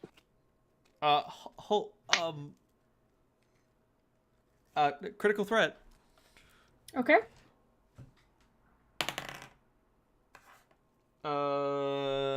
Okay. You get critically hit by a Dread Wraith. Something I didn't think was gonna happen. Let's do this. Did it approach us, or is it? It's approaching. It's approaching. It goes over to Holt and starts giving him the fucking Dementor kiss all over his face. Okay. There goes my fireball plan. No, just fireball him anyway. Fuck it. Who cares? That Holt's got resistance. Holt, only how much? 5. He's got resistance. You'll be fine. Did I stutter? Your hit points are irrelevant right now. That's not what it's gonna damage. My con? Yeah. What's your positive negative energy resistance? 10. It only does 6 points of damage to you. Okay. That being said, I'm gonna need a fortitude save. All right. Don't fail me now, Crow King. All right. I can't do quick math in my head. Where's my phone? Oh, shit. Everything all right there? Yes, everything is fine. Everything was almost not fine, but everything is fine. Okay, good. Holy shit. Thankfully, if I had spilled my tea, it would have just, like, gone all over my notepad. 30. On fort 30. save? This thing tries sapping your life force, and you're like, you don't want what I got. And it's like, oh, fuck, you're filthy. Jesus. As it recoils in terrible pain and fear as it redoubles its efforts to eat you. Great. Congratulations. You're so filthy that even the dead won't eat you. I'll take what I can get. No joke, when you die, jackals won't eat your corpse. Okay. Moving on. That's amazing. Moving on, it's Solandra's turn. Okay. Seriously, you missed this thing on initiative by 1 point. So looking at this room, because I'm serious thinking about a fireball. It's my last one, I think. Funny, the Discord's kind of going insane on me. Is it? Like going up and down randomly. Weird. Okay, now it's stopped. Is there room in here for me to use a fireball that would, if capture the Wraith, but just barely miss Holt? Holt, I presume, is in front. You're going to need to make a spellcraft check not to fuck that up. Okay, I will try a spellcraft. And I'm telling you, you won't know whether you succeed until after you roll. Does this make a That's difference fine. that it's coming out of my tattoos? No. The tattoos only make it more powerful. You have to shape it. Oh, I just wanted to make sure I could still do it. Oh, yeah. Okay. So this is a empowered an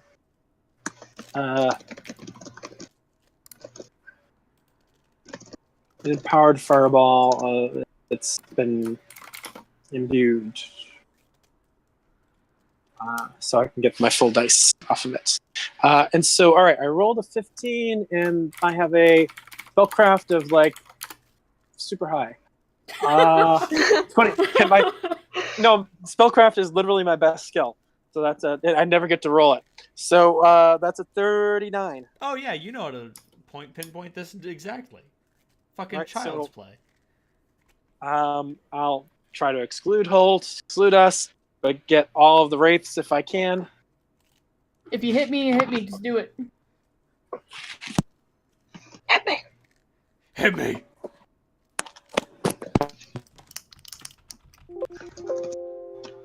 They do not have evasion.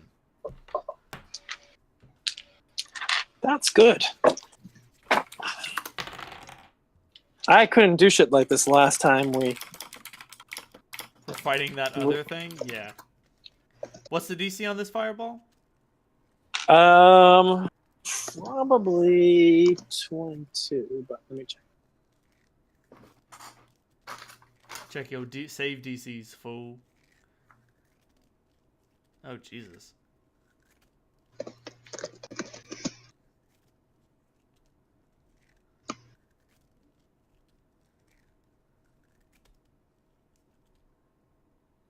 Uh, 22. Sounds good. Roll that beautiful fireball damage. Oh, sorry, 20. 20. My mistake. Even though it's empowered and intensified, it's still a 3rd level spell for the purposes of save, I believe.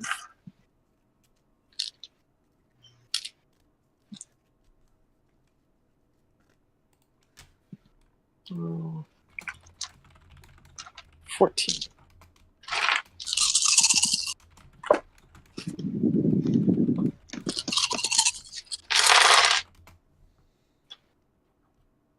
Okay. Sorry, guys. There's a lot of dice. No worries. I like a lot of dice. 52.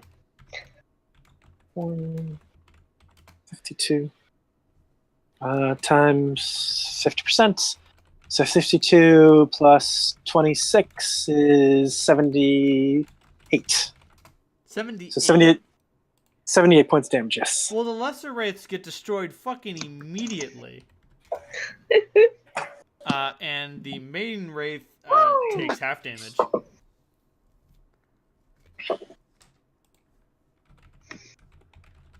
Jesus saves and takes half damage. I'm actually glad to get rid of the lesser wraiths because... Those things also would have been a problem because they were going to go right after you and Clem. Yep. Yep. Mm-hmm. Who'd have thunk it? Anyway, still, big boy is a fucking big fucking boy. Moving on, it is Clementine's turn. Heck yeah. Let me Oh, I just- have to burn. Alright.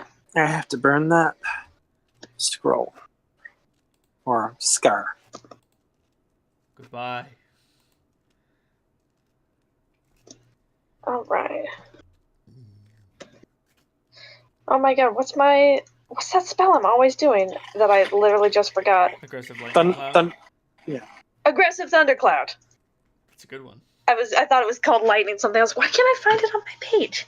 Alright, time for old reliable. Greater aggressive thundercloud. Am I gonna have to roll for that? Nope. Okay. I didn't know if it attacked indiscriminately. It does. It doesn't. It Alright. does? If it enters, Fuck is a 5. Oh, actually, no. It's a 5-foot diameter sphere, so no. It can only encompass one creature, and a dread wraith is large. So you can the storm is inside the wraith, and the electricity is raging within it, and the wraith is like ow, ow, ow, ow, ow, ow. What's the reflex save on this? It is.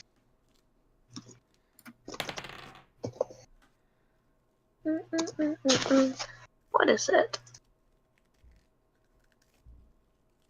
Let's see.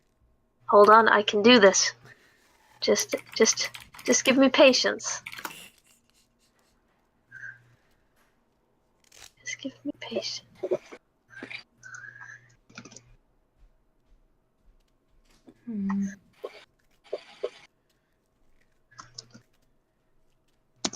Give me sympathy After all this is gone, who would you rather be? The Beatles or the Rolling Stones? Oh, seriously. 19. 19! It succeeds on its reflex save. Roll damage. Damn. Oh wait, it succeeds roll damage? Yeah, half damage. It doesn't have evasion. Oh. Jesus Oh, saves okay. and takes half damage. Gotcha. That's the meme for a reason. The memeing for a reason. Only rogues and monks and fucking bullshit creatures have evasion. If a Dread Wraith had fucking evasion, I'd just knock it I'd off kill its myself. sheet. Fucking hey, it's already dangerous. It has spring attack. Shut up. It gets to attack in between moves, and you don't get to attack back because it's a 20 fucking damage. ghost. All right. That being said, you cannot stun it because it's a ghost. You can't. Oh my god, Caprice is such a hero. Yeah. Oh, thank God. Halt. I It's don't your have turn. to. Oh, it's my turn? It's your turn. Oh, that's awesome. That's great because I'm gonna activate some fucking lightning on my sword. Zap. It's a good idea, isn't it? Yeah, and since this thing's already in my face, I'm gonna hit it with a full round attack. Bad news. Yeah? You can only deal lightning damage with your attacks. Yeah, I know it's incorporeal. Got it. Just making sure you knew. Thank you. I was gonna ask that. Yeah. So don't even All right, bother rolling your Mr. sword's damage, but do roll a hit. All right, let's do this. You'll probably hit it. Its AC is not very big. Just because I like big numbers, it's the only time I get to show off anymore because I don't have skill points. Does a 45 hit it? A 45 almost doubles its fucking armor class, you piece of shit. Oh, that's great. That's critical threat because I crit on a 17 and up. Unfortunately, it's immune to it's critical hits undead. because it's a zombo. Oh, right. Thank you very much. Okay. Actually, if you had an utter true death weapon crystal, you'd be able to critically hit it. Here's another question: does cold iron do anything to it? No. Fuck. Okay. Good question. Got that out of the way. It's a Let's roll very it. important question. You would want to ask me that. If it had DR, that was something I'd have to look at. It does not have DR. Okay, so that's 5 electricity damage for the first one. Second one is a 23 to hit. A 23 does not hit. Okay, third one.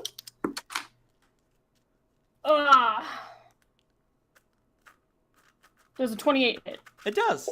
Awesome. Another 5 damage. Ow. That's it. It, what I got. it crackles with electricity, and it is very upset about the state of its existence. Having seen So how much- poorly its attacks seem to work on you, and noticing the destruction of its kin, it pounces on Salandra. I was afraid of that. No. Oh no! Salandra, what is your touch AC? Probably 16.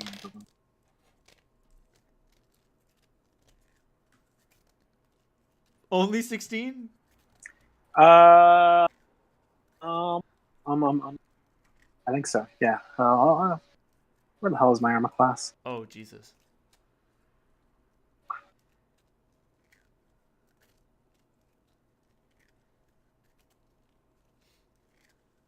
All right. Normal is 25. Touch is 16. Yeah. That being said, as it moves by, Halt, you get an attack of opportunity. I would love to take that. Go for it. Let's see. A 33. That'll hit. Awesome. My weapon's a +2. Was I supposed to add the enhancement as well? Yes.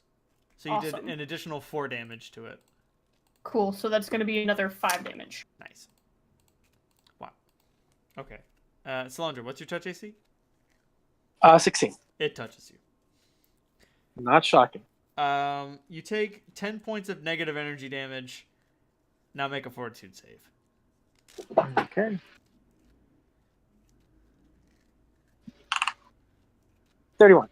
31. You do not take any constitution drain. Woo! Well 10 done. 10 points of Yeah, this thing reaches out and touches you, and you're like, oh, bad touch. Oh, it hurts. Is that a so that's permanent? No, it Hit is not point damage? vile damage. That is just the Oh. type of damage it's dealing. Okay, so it's not I thought it was like the type that didn't heal. No. Okay. That is vile damage, and you can only heal it on hallowed ground. You've not faced anything disgusting enough to deal vile damage yet. Not even the corpse. Not orgy. even the. I was just about to say that. Took the corpse orgy right out of my mouth. That being said, Solandra, it's your turn. Okay, am I in melee with this thing, or is it using reach? It is using reach. Okay. It has like wrapped around behind you, and then just like reached out a little tendril of shadow energy that you cut in half with brother, but that didn't stop it from reaching you. Okay, I'm not gonna fuck around with this thing. Good. Don't. I am going to. I'm going to hit it with my toughest spell, Which spell? Cosmic Ray. Oh! Ooh, fancy. This is a good target to Cosmic Ray. Yep, and did I use my maximize last game? I don't have it marked down, but I don't think so. I'm gonna say Okay. no. all right, I am going to maximize my Cosmic Ray. Sounds good. I So- find this to be acceptable. Make that range touch attack and let your arrow fly true. And I'm using what do you call it? Not the one where you're cast defensively. Cast defensively. Good call. Yep. Let's see what the concentration check on it is. Otherwise, you will provoke.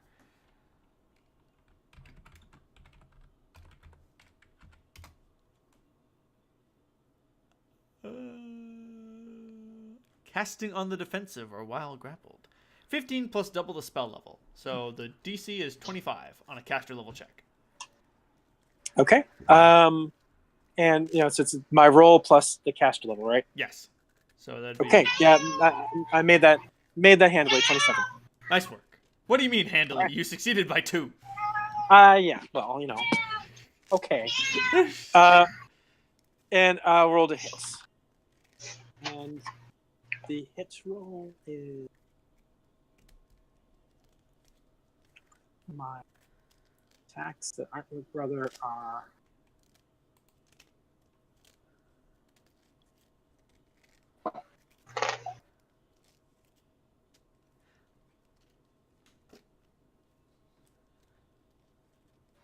So it's 10 plus my hit. So I think that's a 30. I think that's 31.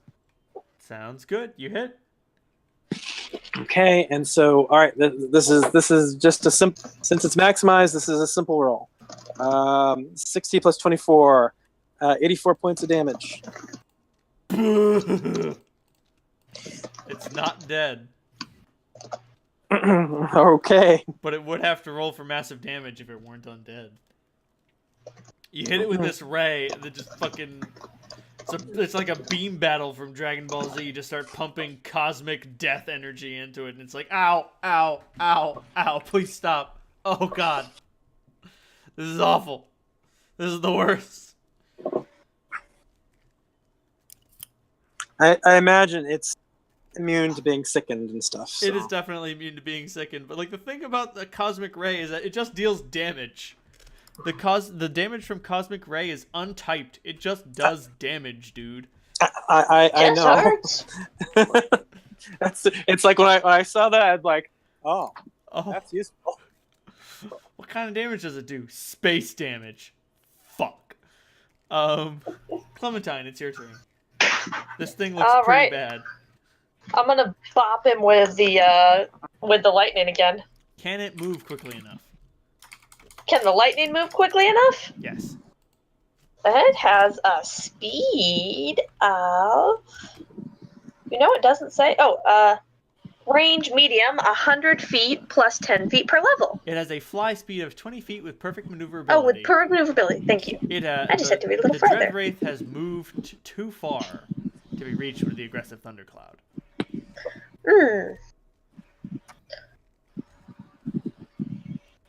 Let's see. How about then? That being said, it exists for 1 round per level, whether or not you move it or not. You could move it and cast another spell. That's true. I'll move it and cast Call Lightning. Up. Did they give me a second? Let me look at Call Lightning. Sure. Just because I want to look at something, because if it says you can't attack the same target twice, I'm gonna be upset. That's very funny. I would accept that just because that's funny. I wouldn't, because lightning never strikes the same place twice is completely untrue. Lightning frequently strikes the same place twice. Lightning is actually I would say you should ask the character whether they believe that lightning can strike the same place twice, and that determines whether it can or not. That's fair. All right. You win today. So is it regular Call Lightning or? Yeah, just regular Call Lightning. All right. Roll 3d6. It gets a reflex save for half damage. A whole 7 damage. Nice. It succeeded on its reflex save, so it takes 3. Zap. It scooched its feet across the floor as it was zooming along, and a scorching rays are going to come out of nowhere. Do they hit this thing?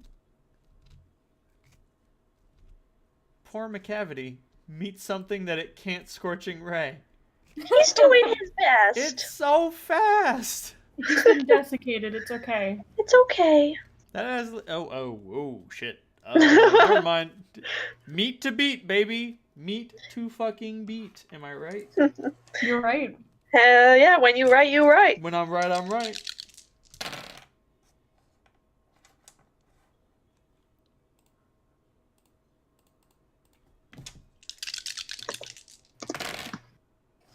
Oh, Jesus Christ. Are you fucking kidding me? Is it still alive? Yes, Halt, finish it. Alright, let's do this. Do you rush up to attack it? I do. It gets an attack of opportunity against you. Fuck it. It hits you. I know what your touch AC is. You take Alright. 2 points of negative energy damage. Make a Okay. make a fortitude save. Will do. Gladly. 29. Fuck! Fine, you take no con drain, you piece of shit. Hit it with your fucking magic sword, you asshole. I will. Welcome to the Fruity Rumpus Asshole Club, you piece of shit. Because I like big numbers, does a 39 hit it? Yes! Awesome. It takes 5 more points of damage. You fucking hit it. It dies. Yes!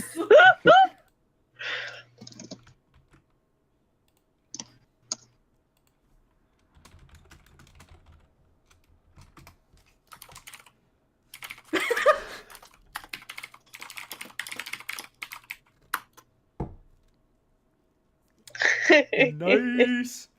+4 competence bonus to saves against disease, energy drain. Oh shit. Apparently this thing doesn't have an aura of fear. You'd expect it to have that. Wait, it doesn't? It doesn't. I thought you forgot to ask me. No, But, you know, it has an unnatural aura, which makes animals stay away from it. So, like, if you had, like, a horse, you'd have to be like, no, hit it, do it. But, no, this thing doesn't have that. It does have sunlight powerlessness, but anyway, moving on. Anyway, we killed it. It's dead. It's dead. All of its friends are dead. Super dead. You killed all of its friends, too, you piece of shit. Are there any goodies in the piles of ectoplasm? Nope. Alright. Dreadwraith, treasure? None. Hey, you gotta ask. You get the distinct impression that this was the ghost of some researcher caught in some sort of primal hell. Whatever, fuck it. They probably deserve to double die. Well, that was awful. Is everyone okay? Little chills. Fuck. Jeez, my fucking nipples. I wasn't going to say anything. I thought you were going to hit me with that fireball. Might warm you up. I have a little more depth than that. Oh, it was impressive. Oh shit. Okay. If everyone's fine, then I think that way's open. All right. So you guys head to room 24. There's an open We do. arch. The door is stuck. What you gonna do about it? Break it. Sounds good. Strength or damage. Your choice. Probably want to use damage because Yeah, I'm gonna use damage. sliding door plus made out of iron plus stuck. Just yeah. 24. 24. All right, you bash it down in 4 rounds. On the west side, where room 4 is, you can hear a whole bunch of creatures trying to get in, but they fail miserably. Excellent. Fuck you, Destra Chans. The door is locked. Y'all motherfuckers don't have thumbs. Anyway, you head to room 11. McCavity makes it work. It's true. McCavity does make it work. You head to room 11. Ooh. Yep. And the cat gets you all your attention. All right, I'll put him down on the ground. Your if attention, he's- please. Okay. Pet, pet. And What's up, buddy? he looks at you all and makes the gesture for y'all to turn around. Do That so. turn.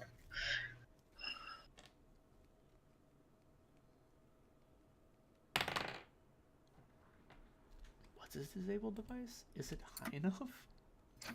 Oh, Jesus. That's a scary question. It is.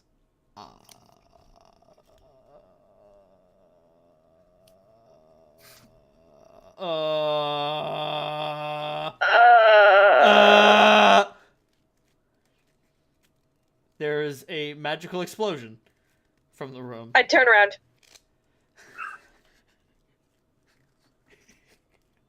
I don't look at explosions. Cool guys don't look at explosions. So is the cat still with us? Well, all right. So, Clementine, you turn around and you see McCavity in his natural form for the first time that anyone has seen McCavity in his natural form. Oh. There is a hopelessly furless and miserable cat creature, Catmane, who is holding up a wand up to some sort of magical trigger. Mm-hmm. And the wand has terribly backfired, and the trigger is smoking and melting. And he takes one look at you and just melds back into a cat as if nothing had happened. And it looks at you with a very sour look on its face. I'm sorry, I thought you were going to disappear too.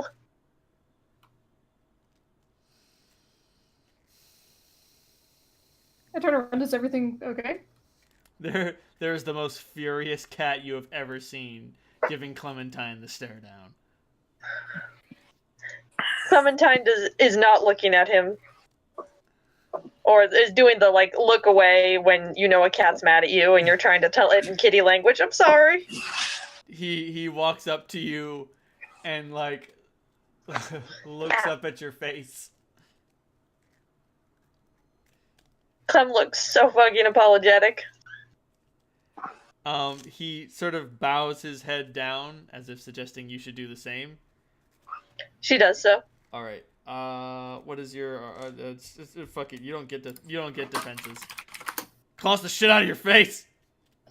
He jumps up on your face and just. You take 2 points of damage as this cat goes fucking crazy on your face. Whoa, hold on. I try to grab the cat away from Clementine's face. I deserve that. You grab the cat, and McCavity wriggles its way out of your hands and starts primping and preening its way up your arm, coated in its fucking cloak of wetness as it begins grooming itself. It doesn't have anything to groom. Content to fuck off. Content But that it's done its job. Biting dried skin off of its body. Alright, none of that, please. It was my fault. I peeked. I heard the explosion. It was instinct. I just. I'm sorry. Fine. I understand. I almost looked to. For once in my life, I decided not to. You chose the right time. Okay. Let's go. Is this... Did you set off whatever was in there, or are we gonna have to...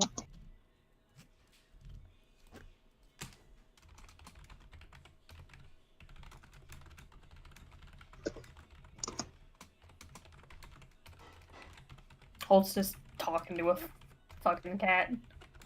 As it meows back to you.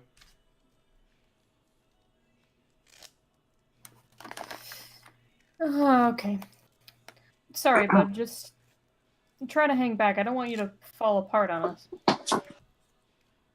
As much as that would be incredibly convenient for me.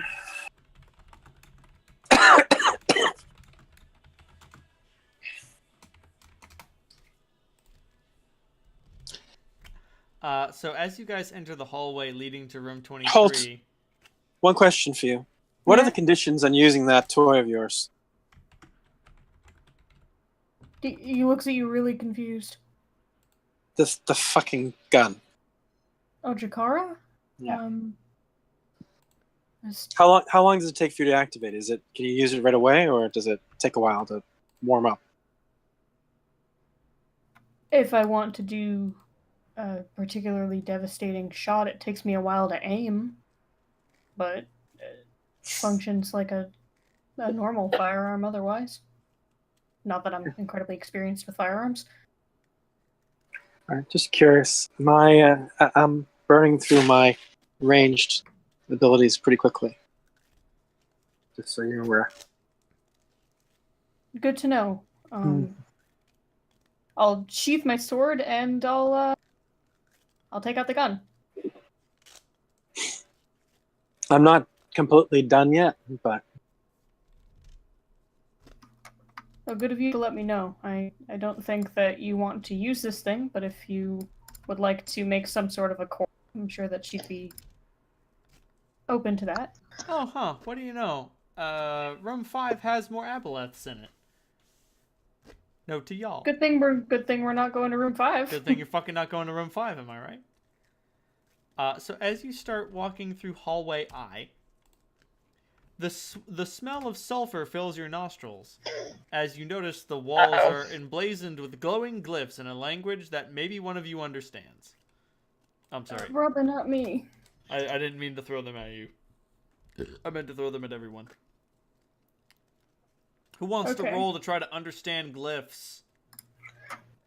Give me I'll look at 'em. It's probably not infernal, but I'll give it a try. I mean, it's Gallifreyan, isn't it? You are linguistics? correct. Yes. A 16. On linguistics? Yeah. Nice. That gives Salandra a +2. Okay. Oh, I actually don't. Skills. Linguistics. +8, so with the +2, I've got a 28. Clem, do you know that you throw another +2 on there? I do not. Oh. Does Macavity have linguistics? When No. when I rebuilt my character sheet, I thought I had a point in linguistics, but it doesn't look like I do. So Salandra, you start poring over the runes, and you read what is like someone's degeneration into death and madness. Is it related to any language I know? Which languages do you know? More time. Abyssal, Celestial, Common, Draconic, Elven, Gnome, Gutter Speak, Orc, Sylvan. Oh my! It is not a degeneration of Celestial. It's an esoteric form of Celestial. Most time, when people use Celestial, they use like the regular alphabet, not the Celestial alphabet. This guy was being fancy. Show off. Definitely. But yeah, it describes like a degeneration into like madness and death just like some form of like time dilation. The subject records not being able to understand exactly how much time has passed. Like, they note that the clock has only shifted a few minutes, but they feel like it's been hundreds of years. Does Solandra read this aloud? I will give them the gist of it. Yeah. Okay. And just like, they note that them and their 10 friends are suffering the same effects, and that very soon they will die, or perhaps they are already dead. Perhaps they don't know that they're dead. Perhaps death doesn't exist, so on and so forth, etc., etc. Until So this was a- eventually it just sort of degenerates into a trailing off of must kill. Life is the enemy. We were so wrong to propagate it. How many wraiths did we fight? You fought Three. Total?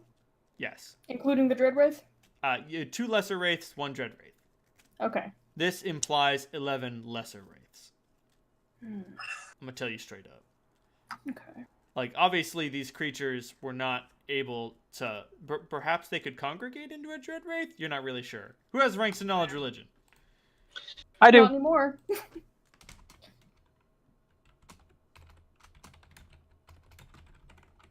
And that is a 32. 32? Mhm. That's not how fucking wraiths work. You can't just, like, conglomerate a bunch of wraiths into a dread wraith. Not on accident, anyway. Like, someone has to do that on purpose. And they're... So I have any idea how that dread wraith formed? It probably is what created the lesser wraiths. So do I have these runes? Do they imply some sort of time effect? As near as you can tell now, like, based on some form of esoteric understanding, you understand that the corruption from mortal living creature to wraith takes tens of years, but tens of years that occur within minutes. Clementine kind of raises her hand, sort of shakily. That is what happened with Dogo, or similar. Oh. To you mean? Mm-hmm. Well, the time dilation is similar. He thought that you were referring to what happened while you guys were caught in the loop. Yeah, that too. Had the loop Both. continued, yes, you'd all have Yeah. died and turned into bitter, horrible wraiths, terribly furious that you could all have done nothing over the several seconds that lasted hundreds of years. I'm gonna slide the goggles back on, and I'm gonna use they have a special effect.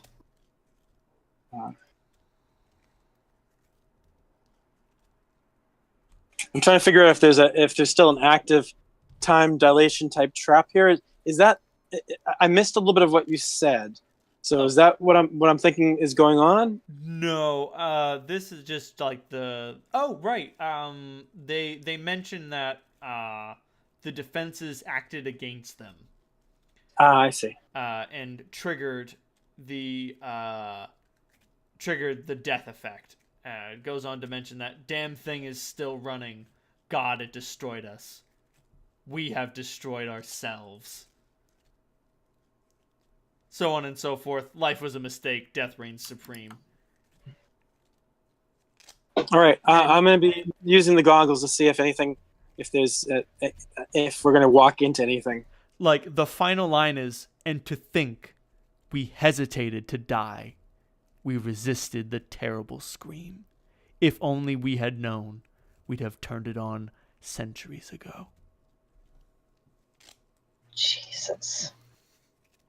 Was that dark enough? Resisted the terrible scream. Yeah, Solandra, you succeed on your spellcraft roll. That's a Wail of the Banshee trap. You're going to want to send the cat ahead, lest you all fall victim to its screech. Clem looks kind of ill.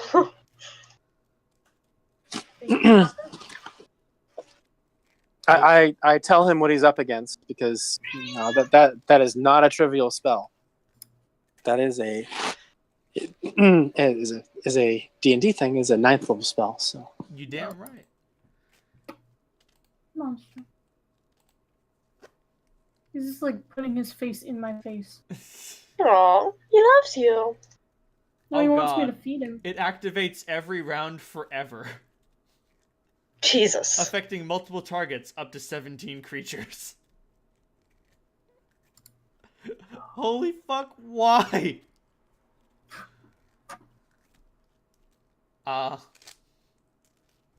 That being said, y'all are gonna have to keep its denizens distracted, unless of course you trust McCavity to enter in silently, which is not beyond his ability. I absolutely trust that he's able to do that. Him. are there more wraiths in there?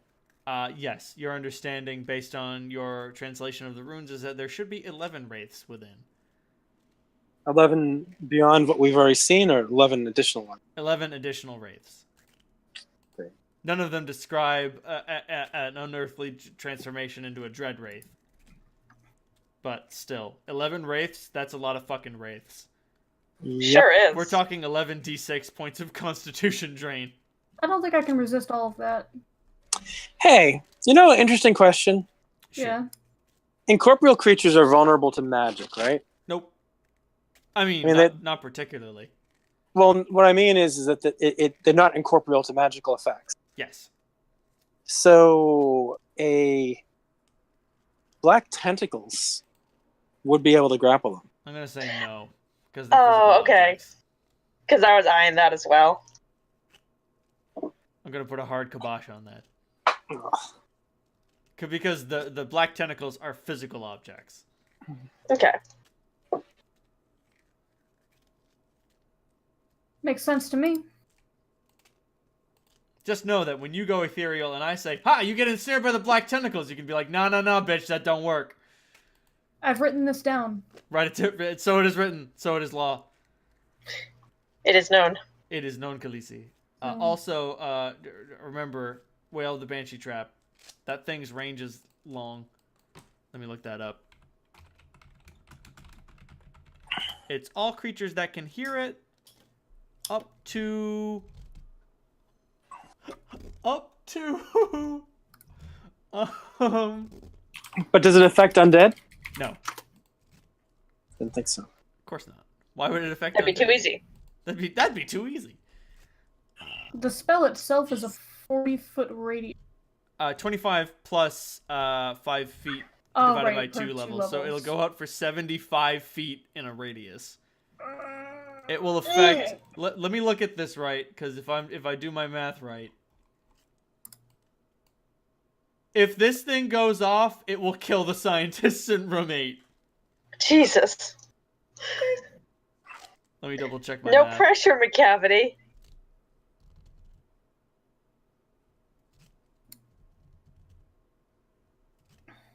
Yeah, no, like, it might not kill all of them, but any of the ones unlucky enough to be on the north side of the room will just fucking die. Jesus. Oops. Yeah, I'm gonna whisper to the cat, like, you said that you said your thing was broken. Are you sure you want to do this?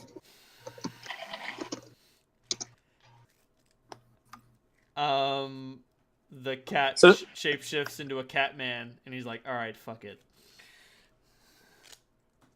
All right, can you get off me, maybe? Oh Thanks. yeah, sorry about that. And he slides down your arm and lands on his feet.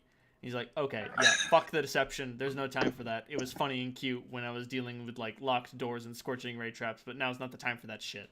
Yes, I can handle this." All right, great. I have a spell that can stop the whale from propagating, I think. What do you got? Wall of force. No dice. You need a force cage. Solid. Force cage doesn't do that. You might be able to... If you put it on the south wall, you'll be able to stop it from going south. Right, I mean, keep it from killing everybody in this place. Yeah, okay, yeah, that'll work.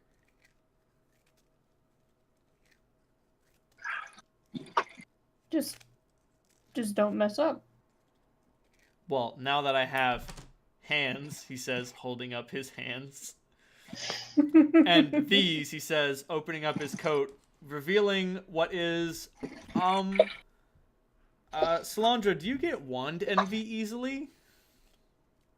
Wand envy? I've never owned a wand. Okay. Well, I don't know if you kind of want a wand now because McCavity has like I don't know, how many wands can you fit in a trench coat? God, so many. Yeah. A lot. Like you know those scenes where somebody opens up a trench coat revealing an array of watches? Hey kid, you want to buy some wands? Hey kid, you want to buy some wands? You want to buy a ghost? Like an array of wands inside the coat, and along his chest there is a bandolier of daggers. He also extends a hand to Salandra and Clementine and says, "Nice to meet you." Nice to meet you too. Sorry to break the surprise.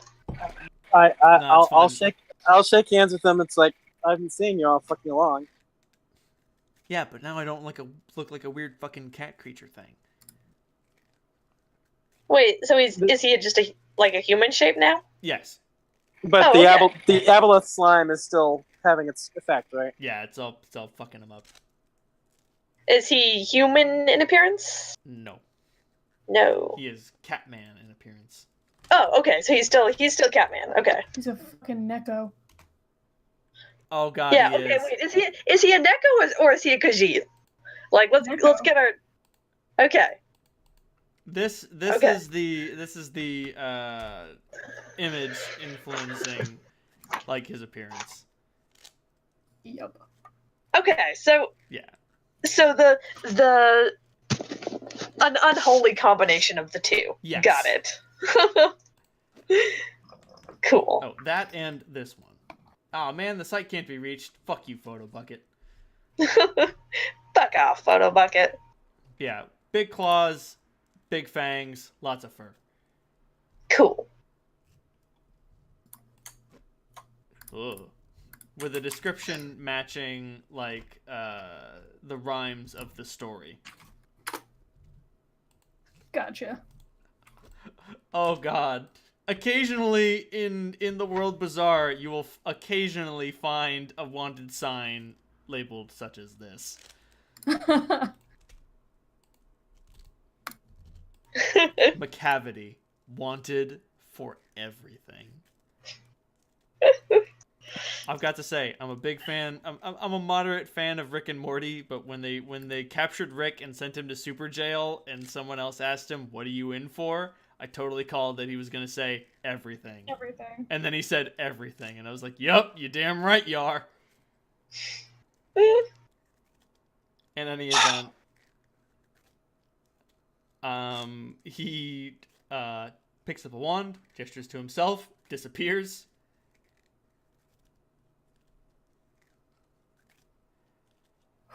And he just looks at, and from nowhere you hear the sound on my signal.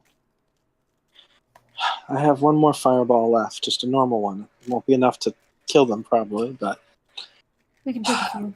we'll soften them up. All right. Do you want to go all in on this? Yes. You said on your signal, I was presuming you meant attack them. Okay. Which just No. helps them much. I was suggesting you wait out here in the hopes that perhaps the scream wouldn't reach you and that I would run, bringing the wraiths with me. No, if we all stand by the door, I can open it and get in and disarm the trap. All right. Strike that. Someone else can open it. I can run in, disarm the trap, and then you can fire the fireball. Don't worry about me. I can take it.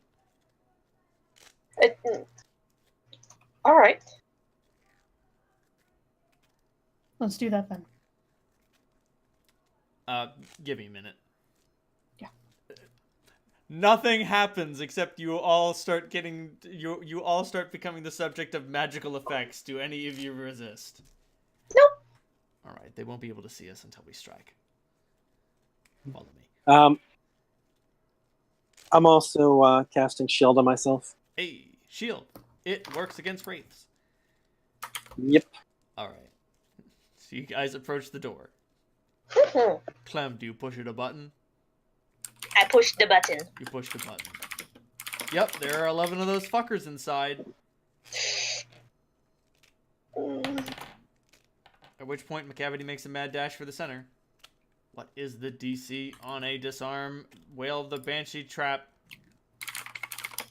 The DC is 34. But Cavity only gets a plus 19, and he rolled a 10. But then you add on the Cat's Grace, and the Heroism, and the Inspiration dice, and the Competence bonus, and the... It's a lot. It's a lot. I clenched up there real hard, buddy.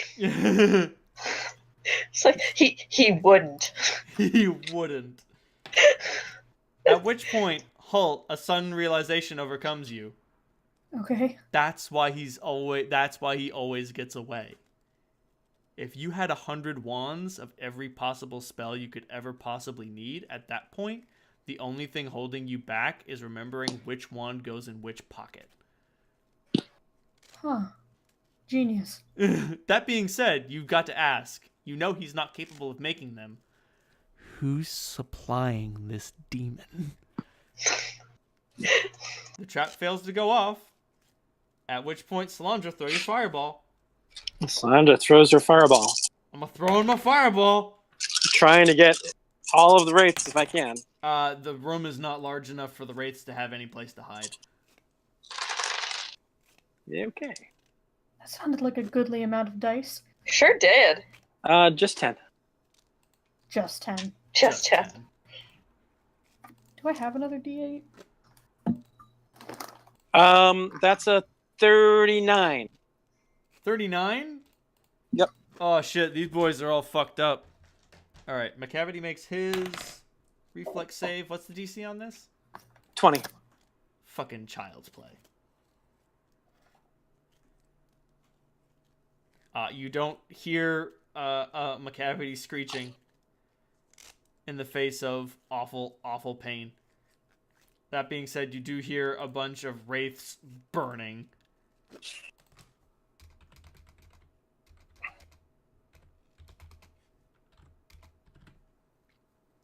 At which point, roll initiative. Okay. Got it. Fuck. Shit. McCavity rolled butts. Aw, I got a nat 20. Thanks for wasting it, Dice. Thanks, Dice. Criminy.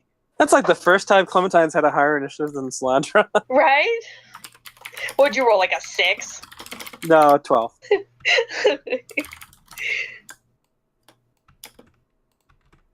Halt, what'd you get on initiative? 8. Clementine, you go first. Damn. Damn. Damn. Damn. Damn. Damn. Thank you. Welcome. I hate to be all samey same, but I just really love my aggressive thundercloud. They're super effective. They are, Except for when they're not. except for when they're not. But I'm gonna throw it out there. Pew!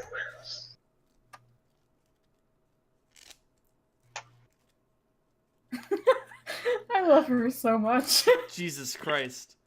Alright, so Cap asked Jakara, you ready to kill some fucking ghosts? And Jakara said, I care not whether we kill the living or the dead. At which point it started screeching, assassination, bloodshed, crime, destruction, felony, homicide, lynching, manslaughter, massacre, shooting, slaying, terrorism, annihilation, blood, butchery, carnage, death, dispatching. As it went through all of the synonyms for murder that it knows. I love Jakara. Clementine's a little afraid of her, but Pidge loves Jakara.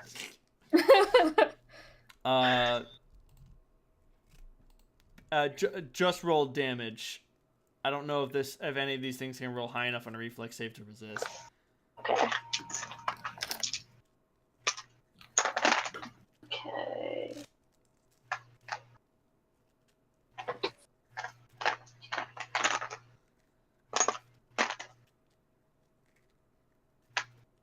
$22. 22. Yeah, you murder a wraith. Pew! Wraith 1, dead. Dusted. Then it's the wraith's turn. Crap. So there are 10 wraiths remaining. There are 4 of you, so I'll say 2 of them attack each of you, and 4 of them attack McCavity. Seems fair. He looks up at them and is just like, you wouldn't hit a cat with glasses, would you? And they're like, yes. At which point they descend. What? Oh man, his armor will not protect him from incorporeal attacks, but his rather high touch AC will. He only gets touched by 2 of them. Reach out and touch cat. Which causes him to take minor damage. Oh wait, his maximum hit points have lowered because of the slime. Oh dearie me. So he's level. Where the fuck is his class? He's in the cavity. Oh, he's a level something. Don't worry about it. Ow. Okay, so oh boy. Cat's luck, don't fail him now. Alright, so oh boy. Oh baby Jesus. Okay, so his current hit points goes down. Wouldn't it suck if the Master Thief just dies right here and now? I'm not saying, I'm just saying that it would save some problems down the line for Holt. I like him. I like him too. Likes him, actually.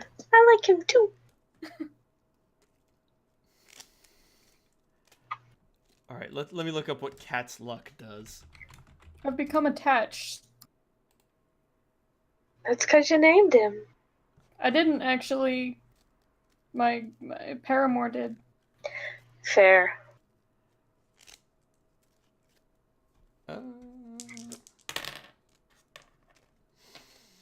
Well, shit. I'm only giving this to him because he rolled 3 7s. 3 7s is, that's good luck. I was about to say, he has like 4 feats that are just like luck, luck, luck, luck, luck. So, he's still gonna take, negative energy points of damage, but, who'd have thought that, Wraith Drain doesn't work so well on slime bits?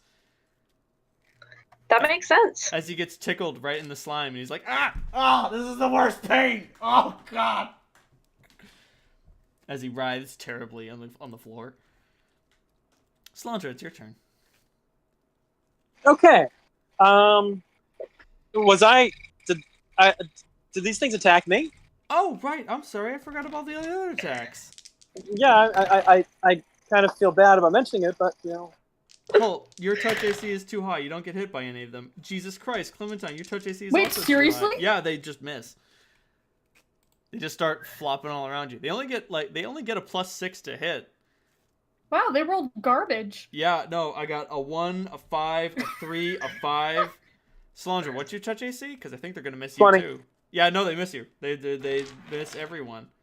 You didn't forget. I just wanted to spare myself the embarrassment. Thanks a lot, Dave. For once, my touch AC is too high. Yeah, It's never gonna seriously, happen again. What an upset.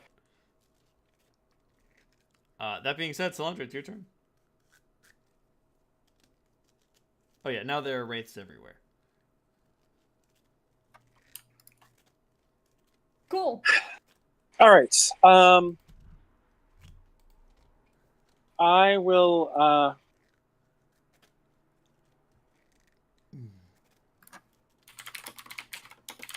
I will cast mirror image defensively, Roll up beautiful caster level footage. just in case these things. 27. It's +14. It's plus my level, right? Yeah. You're super good. I was also gonna give you. I've also got a whole bunch of bonuses on that. I forgot to mention last time. Oh, Yeah, because as a magus, I'm like a +8 or something too. good. I was also gonna give you a +2 bonus for casting like such a defensive spell defensively. Like mage armor, shield, mirror image, that shit deserves like a small bonus just to be like, no, this is when you cast that spell. All right, I'm using a point from Brother's Arcane Pool to change his damage to fire damage.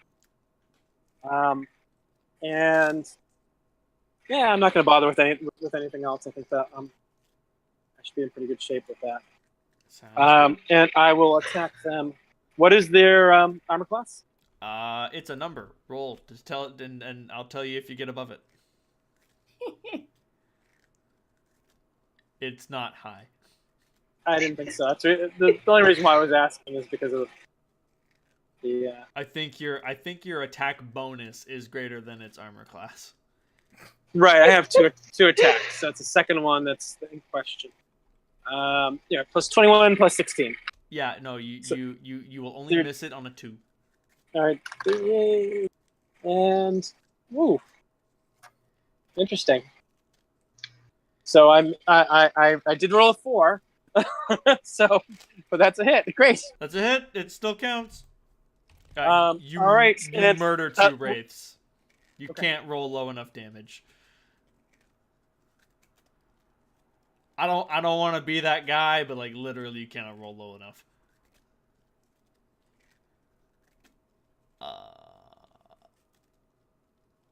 Moving on to McCavity. He looks at the wraiths attacking him and just says in some sort of feline language, something you don't understand. At which point a fireball goes off. Oh boy. Oh, these wraiths are super dead. Oh Jesus, I hate to waste a good roll on such dead wraiths. Puff. Fun fact: you get a save against your own spells. That's a handy fact. At which point he dodges deftly out of the way of his own point blank fireball. Because of course he does. He's McCavity. He did a fireball? He pulls a wand out of his pocket, executes a fireball, and rolls such that like his coat tails knock the flame away from him, and he's turned faced up, staring at 4 absences where wraiths should be. What about us? Holt Fair and enough. Clementine are closest to the door, so you 2 have to make saves. Okay. Oh, wait, What about- Holt is furthest from the door. Never mind. Salandra and Clementine need to make saves. Alright, get fucked, I guess. Is that a reflex save? Yes. 23. 23. Sorry, basic math. 31.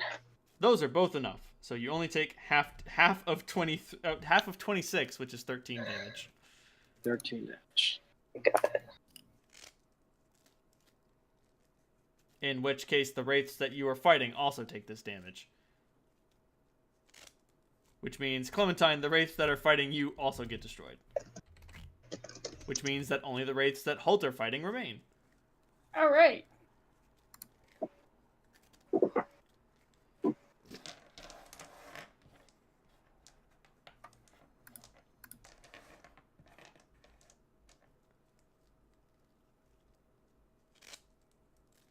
Oh, and it's your turn, Holt. Oh, okay. Coincidentally, it's also your turn. I don't play ranged characters often. What is the penalty for firing a ranged weapon in Melee? It provokes an Melee attack of range. opportunity if you don't have point blank shot. I don't have point blank shot. Fuck it. I'll take it. What's your touch AC? My touch AC is 11. They hit you. Okay. You take no negative energy damage, so just make 2 fortitude saves. Okay. Alright, 29 and Fuck 19. me. The second one was a 19? Yeah. What is the DC on the Constitution drain? You succeed on both of them! Hey! Fuck great. Mamma mia! Mamma mia! You put me in the graveyard one too many times! You I'm wisened ready up. now. Fuck the undead. Fuck Well, zombies. this is almost the same scenario we were in the last time we were in the graveyard. Why do you think I Little- have like 6 items that help me against this particular thing? Undead, This exact specific moment. undead are everywhere. Alright, so they're gonna try to give me the bad touch. I'm just gonna reach out and put this gun under its hooded face shape and pull a trigger. Sounds good. Yes. Good. Do you only get one attack with Jakara around? Yes, only one. Right, because it... Okay, So- that's the limiting factor on it. So that is going to be a 32 to hit and 2d8 of electric damage. So that's going to be 14 points of electrical damage. This thing is so dead. Awesome. And I need to take... Do you have quick draw?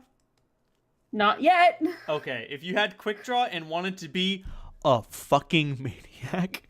I do have my shield on my other arm. What's your magic bonus on the shield?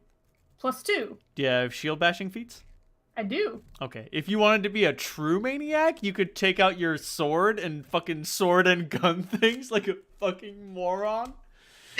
You would get a -8 on your offhand and a -4 on your good hand, but like you have a +14 BAB, so like who fucking cares? 15. Fuck me. That being said, You leveled up last session. Yeah. that being said, you can't do that. And I wouldn't shield bash. It doesn't matter. You can't do enough damage. If you want to roll it to hit, you can if it makes you feel I good. do. Do it. It does make me feel good. Busted I don't makes get you to feel bash good. things. A 32 to hit. You hit it. Awesome. You do 2 points of damage. Every point counts. Clementine, it's your turn. All right. I'm Aggressive gonna. Thundercloud is too far away. Okay. Ow! Fuck! I took a bunch of damage from the vicious enchantment. I took max damage from it. Oh shit. Oh. Clementine calls over. McCavity, you all right? Yeah, I'm fine. Just kill that thing before it looks at me the wrong way. I'm gonna put this thundercloud between him and it. Oh, that's really smart. You get to cast another spell too. Dope. It's only a move action to control the cloud. Oh, sweet. Then I'm gonna heal check on McCavity to see if there's something I can actually do. Oh no, he's actually fine, but he only avoided the 12 points of Constitution drain he would have taken by being shoved into immense, terrible pain. Fair enough. In that case, I'm going to slap another Call Lightning down. Sounds good. That sweet 3d6. Roll your 3d6. It fails its reflex save.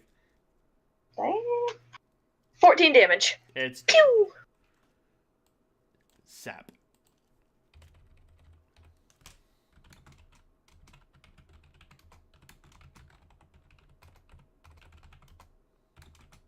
Sorry, I'm just keeping track of all of your kills. Oh, no worries. Ever? No. No. Oh, okay. For experience points. Gotcha.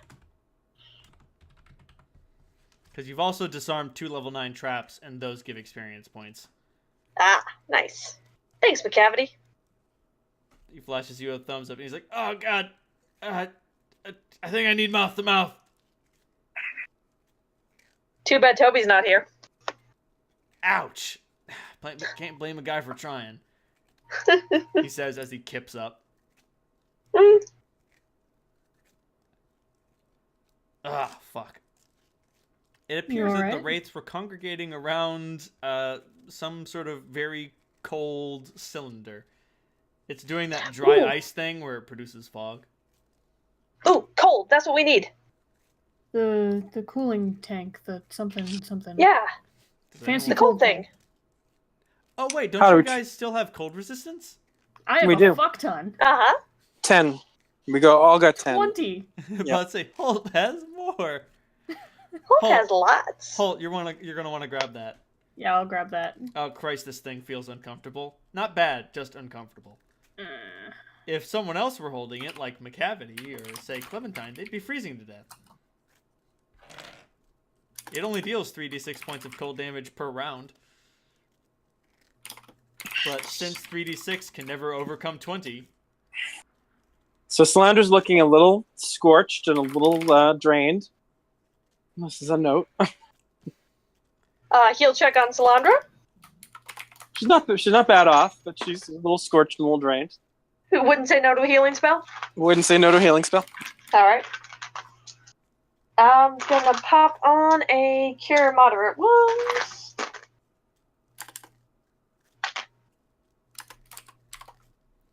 Tw 23 points of damage you heal for. Seriously? Yeah.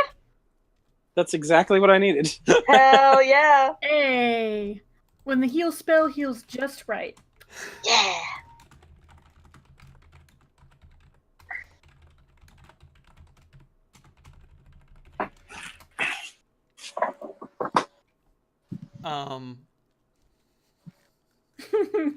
McCavity comes over to you, Clementine. Okay, what the fuck is wrong with my skin? What did that slime do to me? Now that I can look at him in his proper form, oh, that's a nice heal check.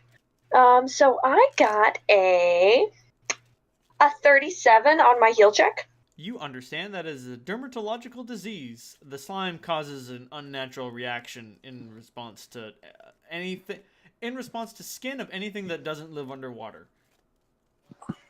Well, you're not a fish, which is the main problem. Okay, but like, how do I get rid of it? Zoltan should be able to patch you something up on the ship. Sorry, nothing I can do can remove the disease. I mean, yet. Remove disease, the spell removes the disease. True. Oh, shit, I do have that.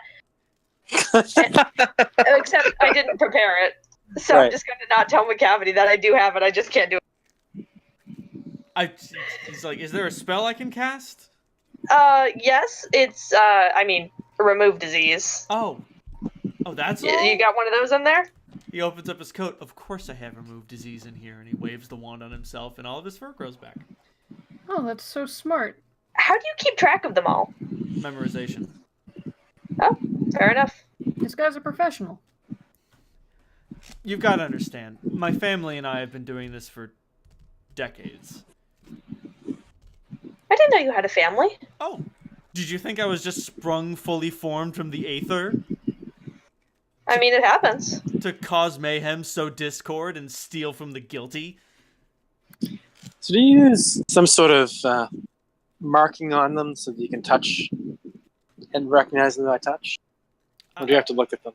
I recognize them by touch, pocket, texture, aura, and my sister inscribed what they do to the side. I didn't know you had a sister. Yes, I have a family. You haven't spoken to him. How big is your family? We have litters, you know. I didn't know that. I'm a cat! Yeah, but you're a cat person. I didn't know if they were different. I've never met a cat person other than you. Yes, and we try to keep it this way. Well, sorry, that's all probably pretty invasive questions then. No, it's fine. Secret's out. Don't tell anyone. The only other person I would tell is on another plane of existence. Speaking of which, do you happen to know anything about the other planets? Oh. I mean, I know quite a bit, but I can't get there. Oh God, no! I just have like 100 wands of every spell you could possibly want to cast. I'm spellcasting's greatest hits and nothing more. Fair enough. He's like Scorching Ray, Magic Missile, Cure Light, Cure Moderate, Cure Serious, Cure Critical, Cure Disease, and he's like Cat's Grace, Bull's Strength, Bear's Endurance, Owl's Wisdom, Eagle's Splendor, Fox's Cunning, etc., etc., etc. As he goes through like the greatest hits of spells. Mage Hand. How much do they all weigh? Telekinesis. They each weigh like half a pound. How heavy is your coat? You mean you don't have an extra dimensional coat to carry all of your magical gear? No, all my coat does is make me able to turn into animals more often. It's essentially the equivalent of my haversack. Exactly, but on a coat. Yeah. Grandma made it for me. Oh, that's so fancy and sweet. It's what we do. One of us has to go to the surface. Do you think making all this stuff is cheap? So you're just self-fulfilling prophecy, making things cost money, so you have to steal things to make things to steal things to make things. Oh, no, I steal simply for the prestige of it. It just so happens that the material wealth allows me to steal even more things. That's so cool. Everybody roll sense motive.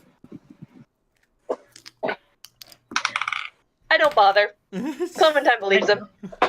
A dishonest man you can always trust to be dishonest. Right? 15. She enjoys a good story, whether it's true or not. Hey, man. McCavity spins a good yarn. Oh, shit! Meet to beat, Salandra! Only because Clementine guessed it right. You're like, no, it's not just prestige. That's definitely part of it. Every good lie is rooted in the truth. He tells himself that he does it just because he needs to, but in reality, he likes to give his family meaning. As such, he steals material wealth that they can turn into objects that allow him to steal superior wealth. It's not a vicious cycle, it's a symbiotic circle. Interesting. And that's why I love playing high wisdom, moderate intelligence characters. Where are my loops? How heavy is this fucking canister? It's Is this, actually like, not you have to heavy at carry all. 'em? It's like 10 pounds. It's Oh. like handheld. It's like a mag light. Is there anything else in this room, by the way? Just a bunch of other chemicals that are unnamed and unlabeled. If you want to go rooting around in the chemical closet, be my guest. The unlabeled Cliff thing just is. kind of spares a curious glance over them with a... Oh, fuck, I had some... Sorry, since redoing my sheet, all of my skill points are... I thought I put them all where they should be, and then I'm like, no, that was higher and that was lower. Anyway, never mind. I don't remember what Clem's alchemy bonus used to be before I fucked everything up, so... Wop wop. She doesn't look through it. She's in a hustle hurry, so... That being said, does Let's get anyone back else to want to it. go investigate the series of unlabeled chemical canisters? No. I didn't think so. Anything else of interest in the room? Not really. Just a bunch of, like, if you guys, if Grub was down here, he'd be like, I want this, and I want this, and I want this, and don't touch that, and I want this. But, since none of you are Grub, nor are any of you Zurarek, it's all Greek to you. Wait, let me get my technobabble generator.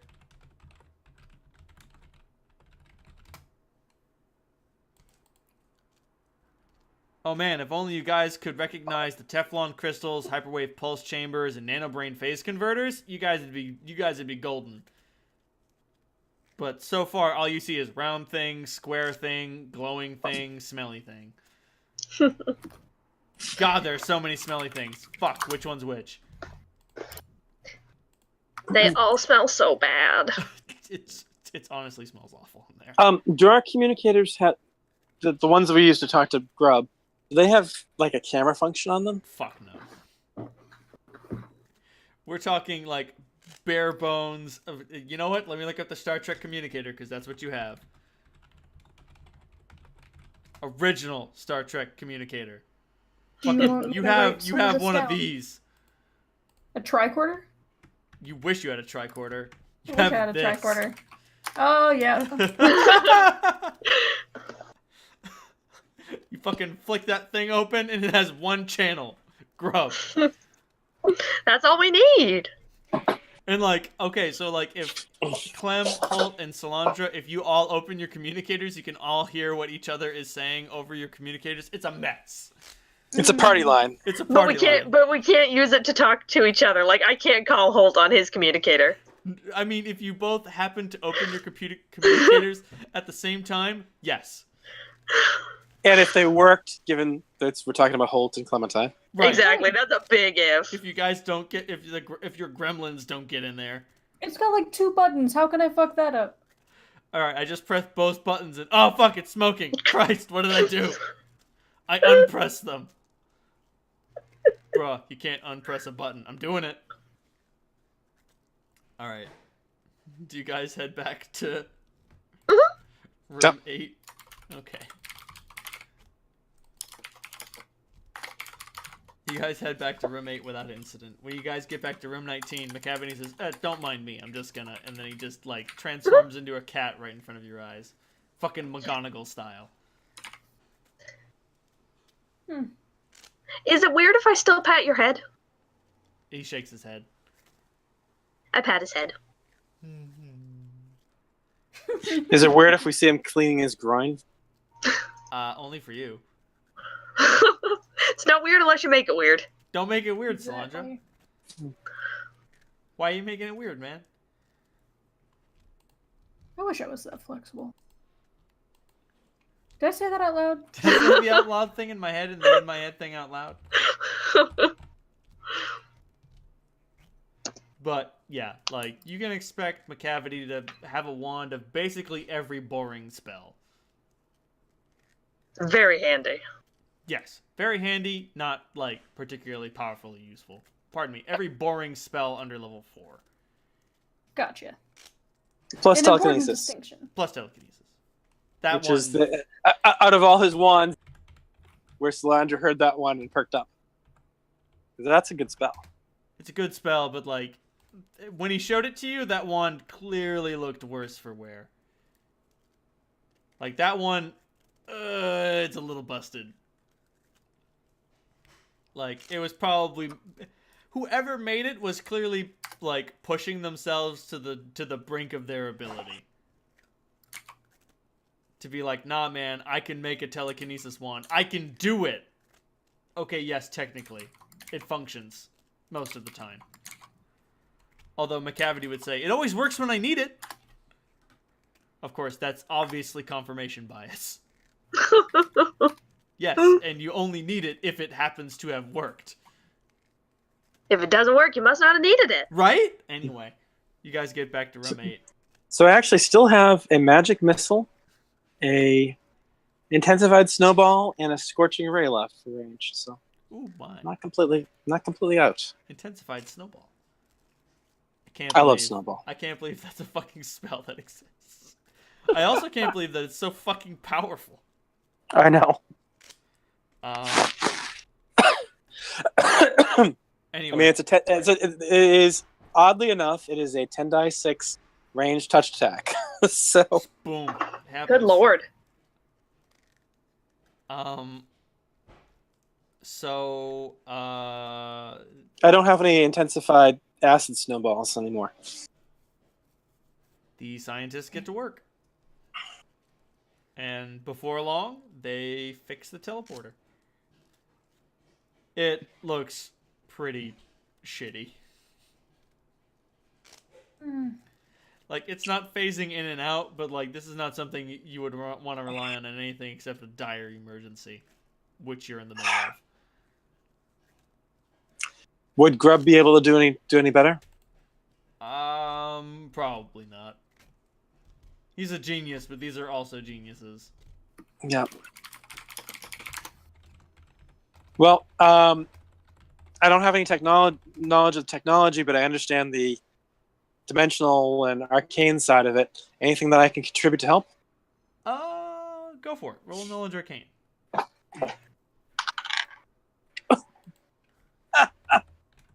What a waste. All right. That was a natural 20. It is a 42.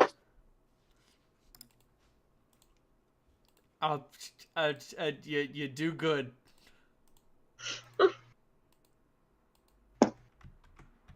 Like I said, I don't think that that's going to make much difference. You get it a little more stable. It stops blinking in and out of existence. So, you know, scores. I carefully don't look at it. I don't let it smell my fear. It can smell mine. Oh, fuck. What's that line from Darkest Dungeon? Shit. You see that Solandra's scribbling equations on a whiteboard. Grievous injury. Palpable fear. There we go. Yep, that's That's the big one. That's the you done fucked up sound. That being said, Zurek gives them the coordinates to where Vindres is.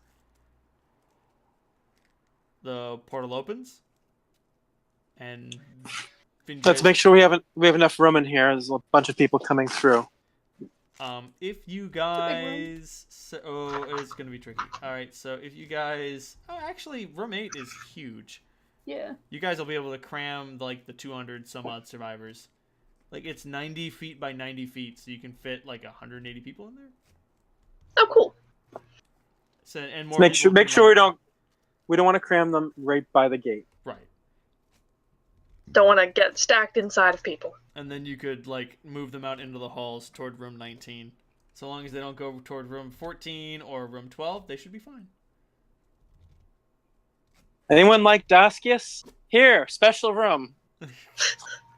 Daskius fans, go to room 14. There was a roper in there, by the way. Oh, Oh. Roper. Oh. Yeah. You're Roper. evil. Everyone forgets that those are aberrations. Ropers are just the fucking worst. They deal strength damage. They get 6 attacks. Look at that fucking thing. Look at it. I don't want to. Look at that fucking No. thing, dude. I don't Oh, want it's to. big.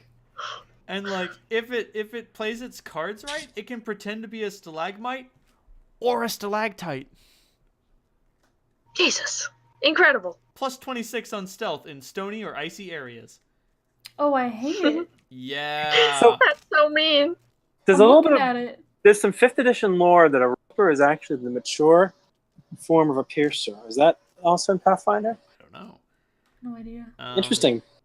I gotta go pee real quick. Like piercers are Roper grubs.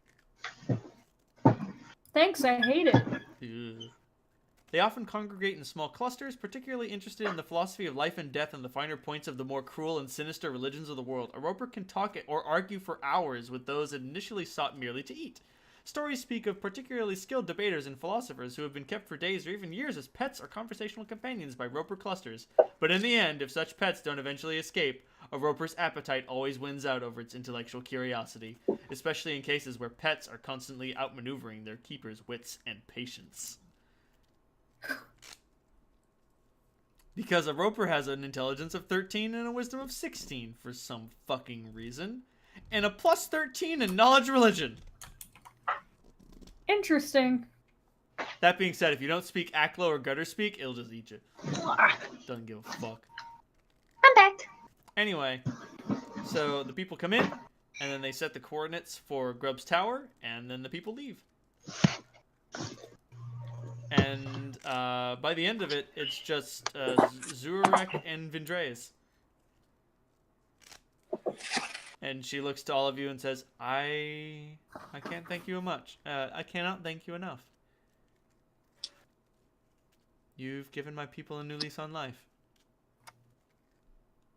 For what Glad it's we worth. could do it. I mean, I think I have the only viable eggs left in our entire society. But maybe we can do something with that. Anyway. Don't... I mean, racial purity isn't all it's cracked up to be. You're preaching to the choir. All right, so there is one thing you can do for us before any information you have. Gunnar is also still present. And obviously Any information- dejected and worthless. Any information you have on the Dreadnought, Oh, the its Dreadnought? weaknesses. Don't worry about that. The first thing I'm going to do is set up hydroponics. The second thing I'm going to do is build shelter. The third thing I'm going to do is shoot it out of the sky. All right. I'll keep in contact with you. There's no doubt in my mind we don't have what it takes to destroy it. But if you can provide us with some raw components, we might be able to do the rest. We'll do that. Do you happen to have anyone with ready access to the junk piles? Yes. I mean, I have connections in Oasis.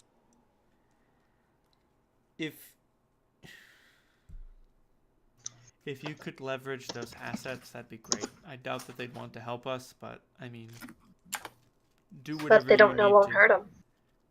She Unfortunately, my best ally, well, one of my best allies is under siege, and the other one has passed. Sorry to hear that. There are others, but Also, you might have been able to leverage Stark, but he is fucking dead as shit, and his bandits are fucking torn to the winds. Yeah. Yep. And Tori is in the wind. I had We have no us. idea where that boy is. Yeah. Here comes that boy. Oh shit, what up? We will set Toby up as the warlord of District 2. Mother of God! He will be a benevolent ruler.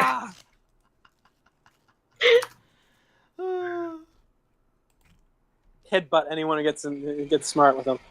Exactly. Don't get lippy. Teach him who's boss. Just tell me what I did and I won't do it again, I swear. So, this all begs the question. Do we have the fucking ability to track down Rivo and pull him out of wherever he is? Who else did you bring down there? Zoltan and Balother? Yeah. Balother pipes up. I might be able to find him. Really? Yeah. Please. What do you need? Time. Okay. We already we're going to give Alexander the mask, but this portal could be pretty fucking important to us if they can be tuned to grab him wherever he is. I don't think we have any other way of doing it. He says, it'll take me, with the mask, 1 day to cast a spell. Okay. We should maybe talk to Alexander and maybe you guys can put your heads together? Maybe. I don't think you want to put your head too close to Alexander's. Bad joke. Very funny.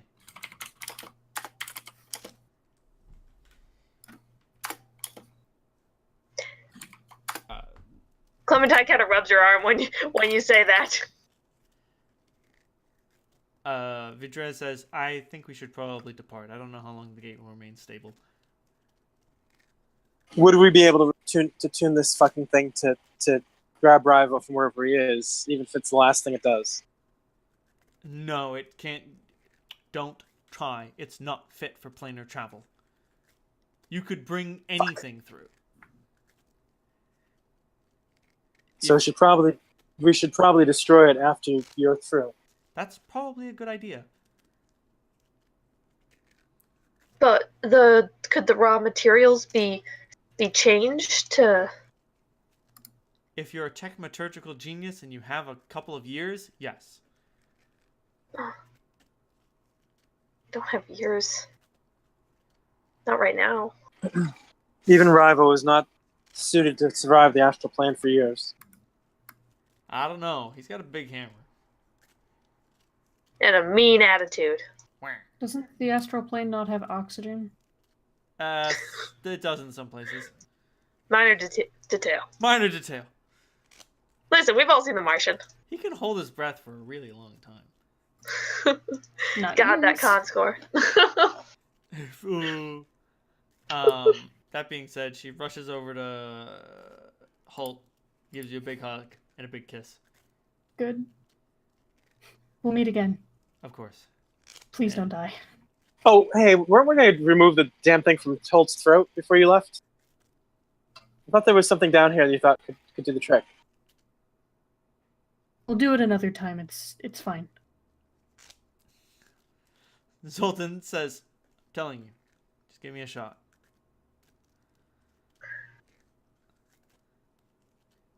Look at it Later. this way. If I fail, you won't live long enough to worry about it. I'm saying that I trust you. I'm also saying that she needs to go through the portal. Right, and she heads off. Bye, Vendrez. If leaving only Zurek and Gunnar standing there. And, like, Gunnar dejected, like, fuck it, what's, do you remember Commodore Norrington from Pirates of the Caribbean? Yes. Do you remember what he looks like after he's gone through the hurricane? Yes. That's the sort of transformation we got going on here. Gunnar. So You Gunnar's had to attractive? say that, Reynold. What? That's one of Cap's favorite characters of all time. Oh, man. Yeah. Anyway. And just, like, looking sullenly at nothing, he says, I'm coming aboard your ship. This is not a request. You're welcome. Zurek, calibrate it. And he calibrates the gate and he's like, alright, I can get us to the surface and then we can go on the ship. All right. If I knew where the ship... Zoltan, didn't you need to use the facilities down here to do that surgery?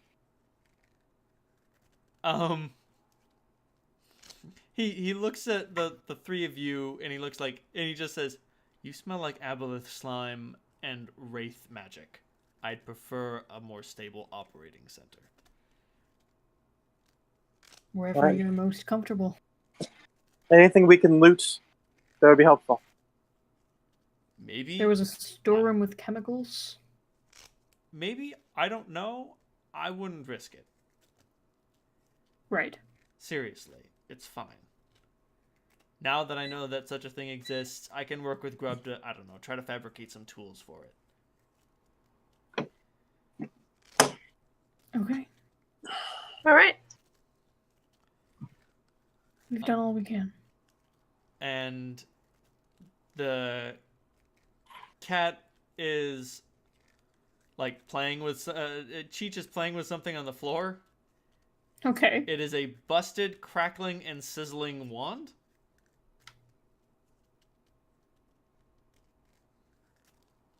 Solandra, roll Was it sense motive.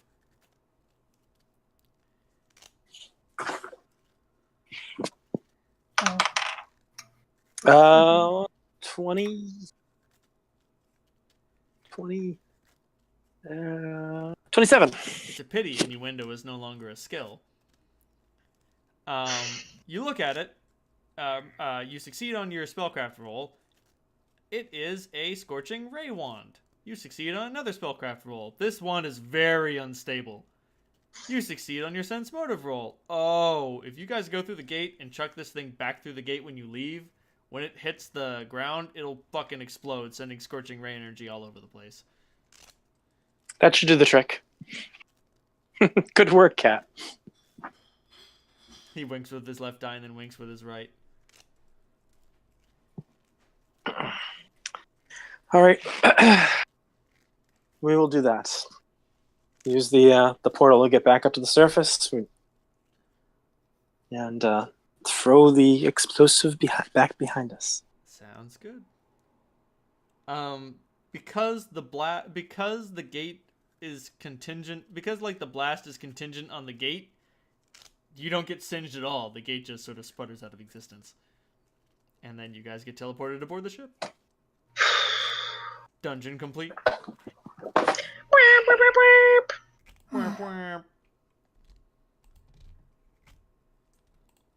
And Plum hits the ground running towards Alexander.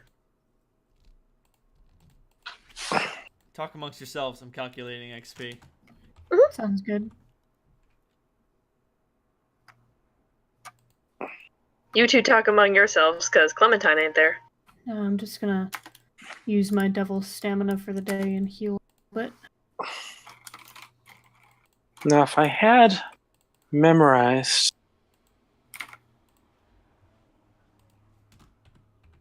Ronaldo, I have a spell called Caustic Consumption. Ugh. Corrosive Consumption, which is a fun spell, which I don't have memorized currently, but that was the one I would have used if I had it, because it doesn't do all that much damage the first round, but then the second round it gets sick. On the first round, the acid deals 1 point of acid damage per caster level. On the second round, the acid patch grows and deals 1d4 points of acid damage per caster level. On the third and final round, the acid patch covers the entire creature and deals 1d6 points of acid damage per caster level. Fuck. That's a lot of damage. That's and there is no save. The target can spend a full round action to scrape off the acid or wash it off with at least a gallon of water to halve the damage for that round and negate the remaining rounds of the spell. This is a chemical burn. Yep, this is a nasty. So it's less effective against people like Clementine, who can, have some spells to deal with it, but against big monsters or airships or things like that, it can be fun. Just eat a hole through the floor. Yep. Criminal. Nice. Love it. Huh, I can't find the challenge rating of a Will of the Banshee trap.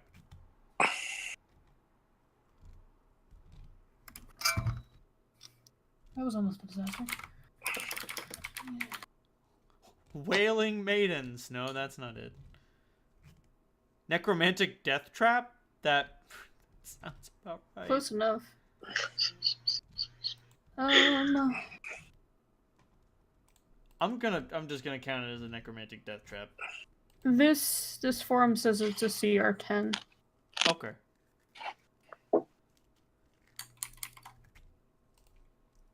Sounds good.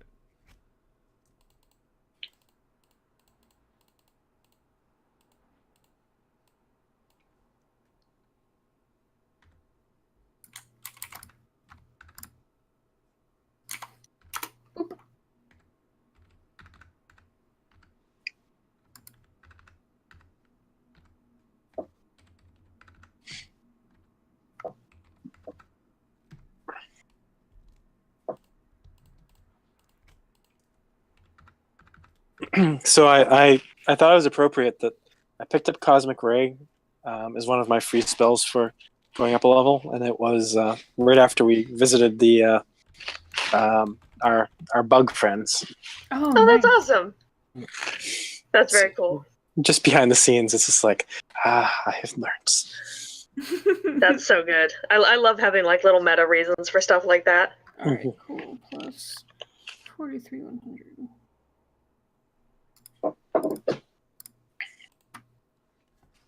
So yeah, you guys got 23,100 experience points for the creatures you defeated, and 20,000 experience points for completing the quest and saving the Chosen. So Yay! that's 43,000 experience. How much? 43,100 experience points total. 43,100 experience points. Dungeons, bro. Dungeons. Do not ask me how much I have, because I have more than. Shit, where'd my experience go? God damn it. Oh no. And Where that is it? is level 15. Okay, so I determined that when Solandra dinged, I would have dinged as well. Because I was actually a little bit ahead of you in experience. Right, because you had the Dogo thing. Right. Awesome! Ding! Welcome to level 15, you nerds. I'm so excited. Guess what I get at level 15? What do you What? get? What do I get? Well, let's see. I think I get something cool. I just want to make sure I got it right before I announce it happily to everyone. You You get a get feat. Timeless Body.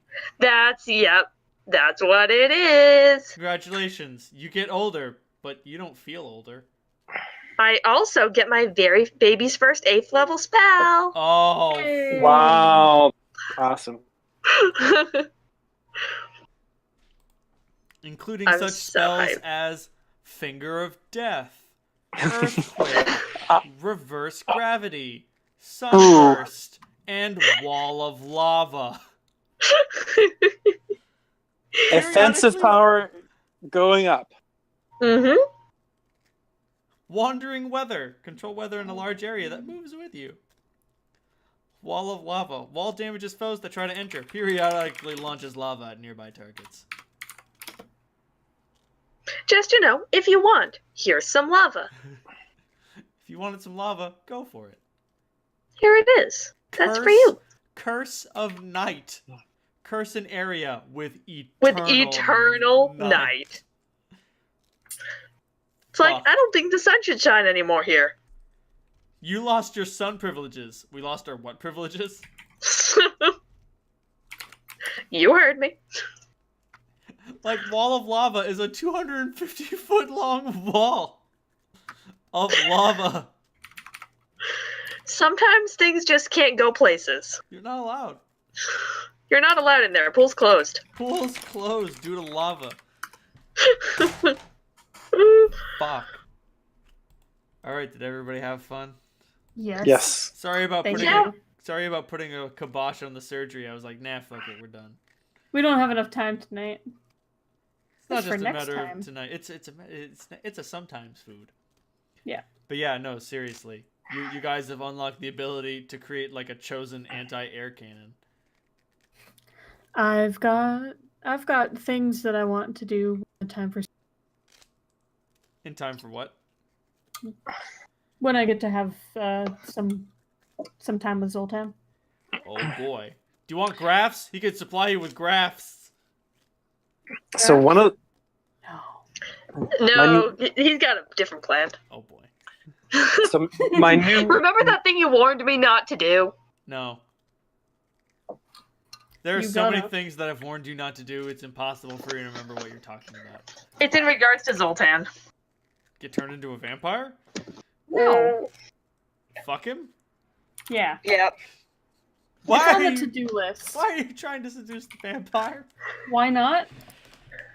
I mean, if you're ready for a wild ride, go right ahead. I'm just saying. Yes, please. The hole's literally always ready for that. I'm just saying, any negative levels you take aren't his fault.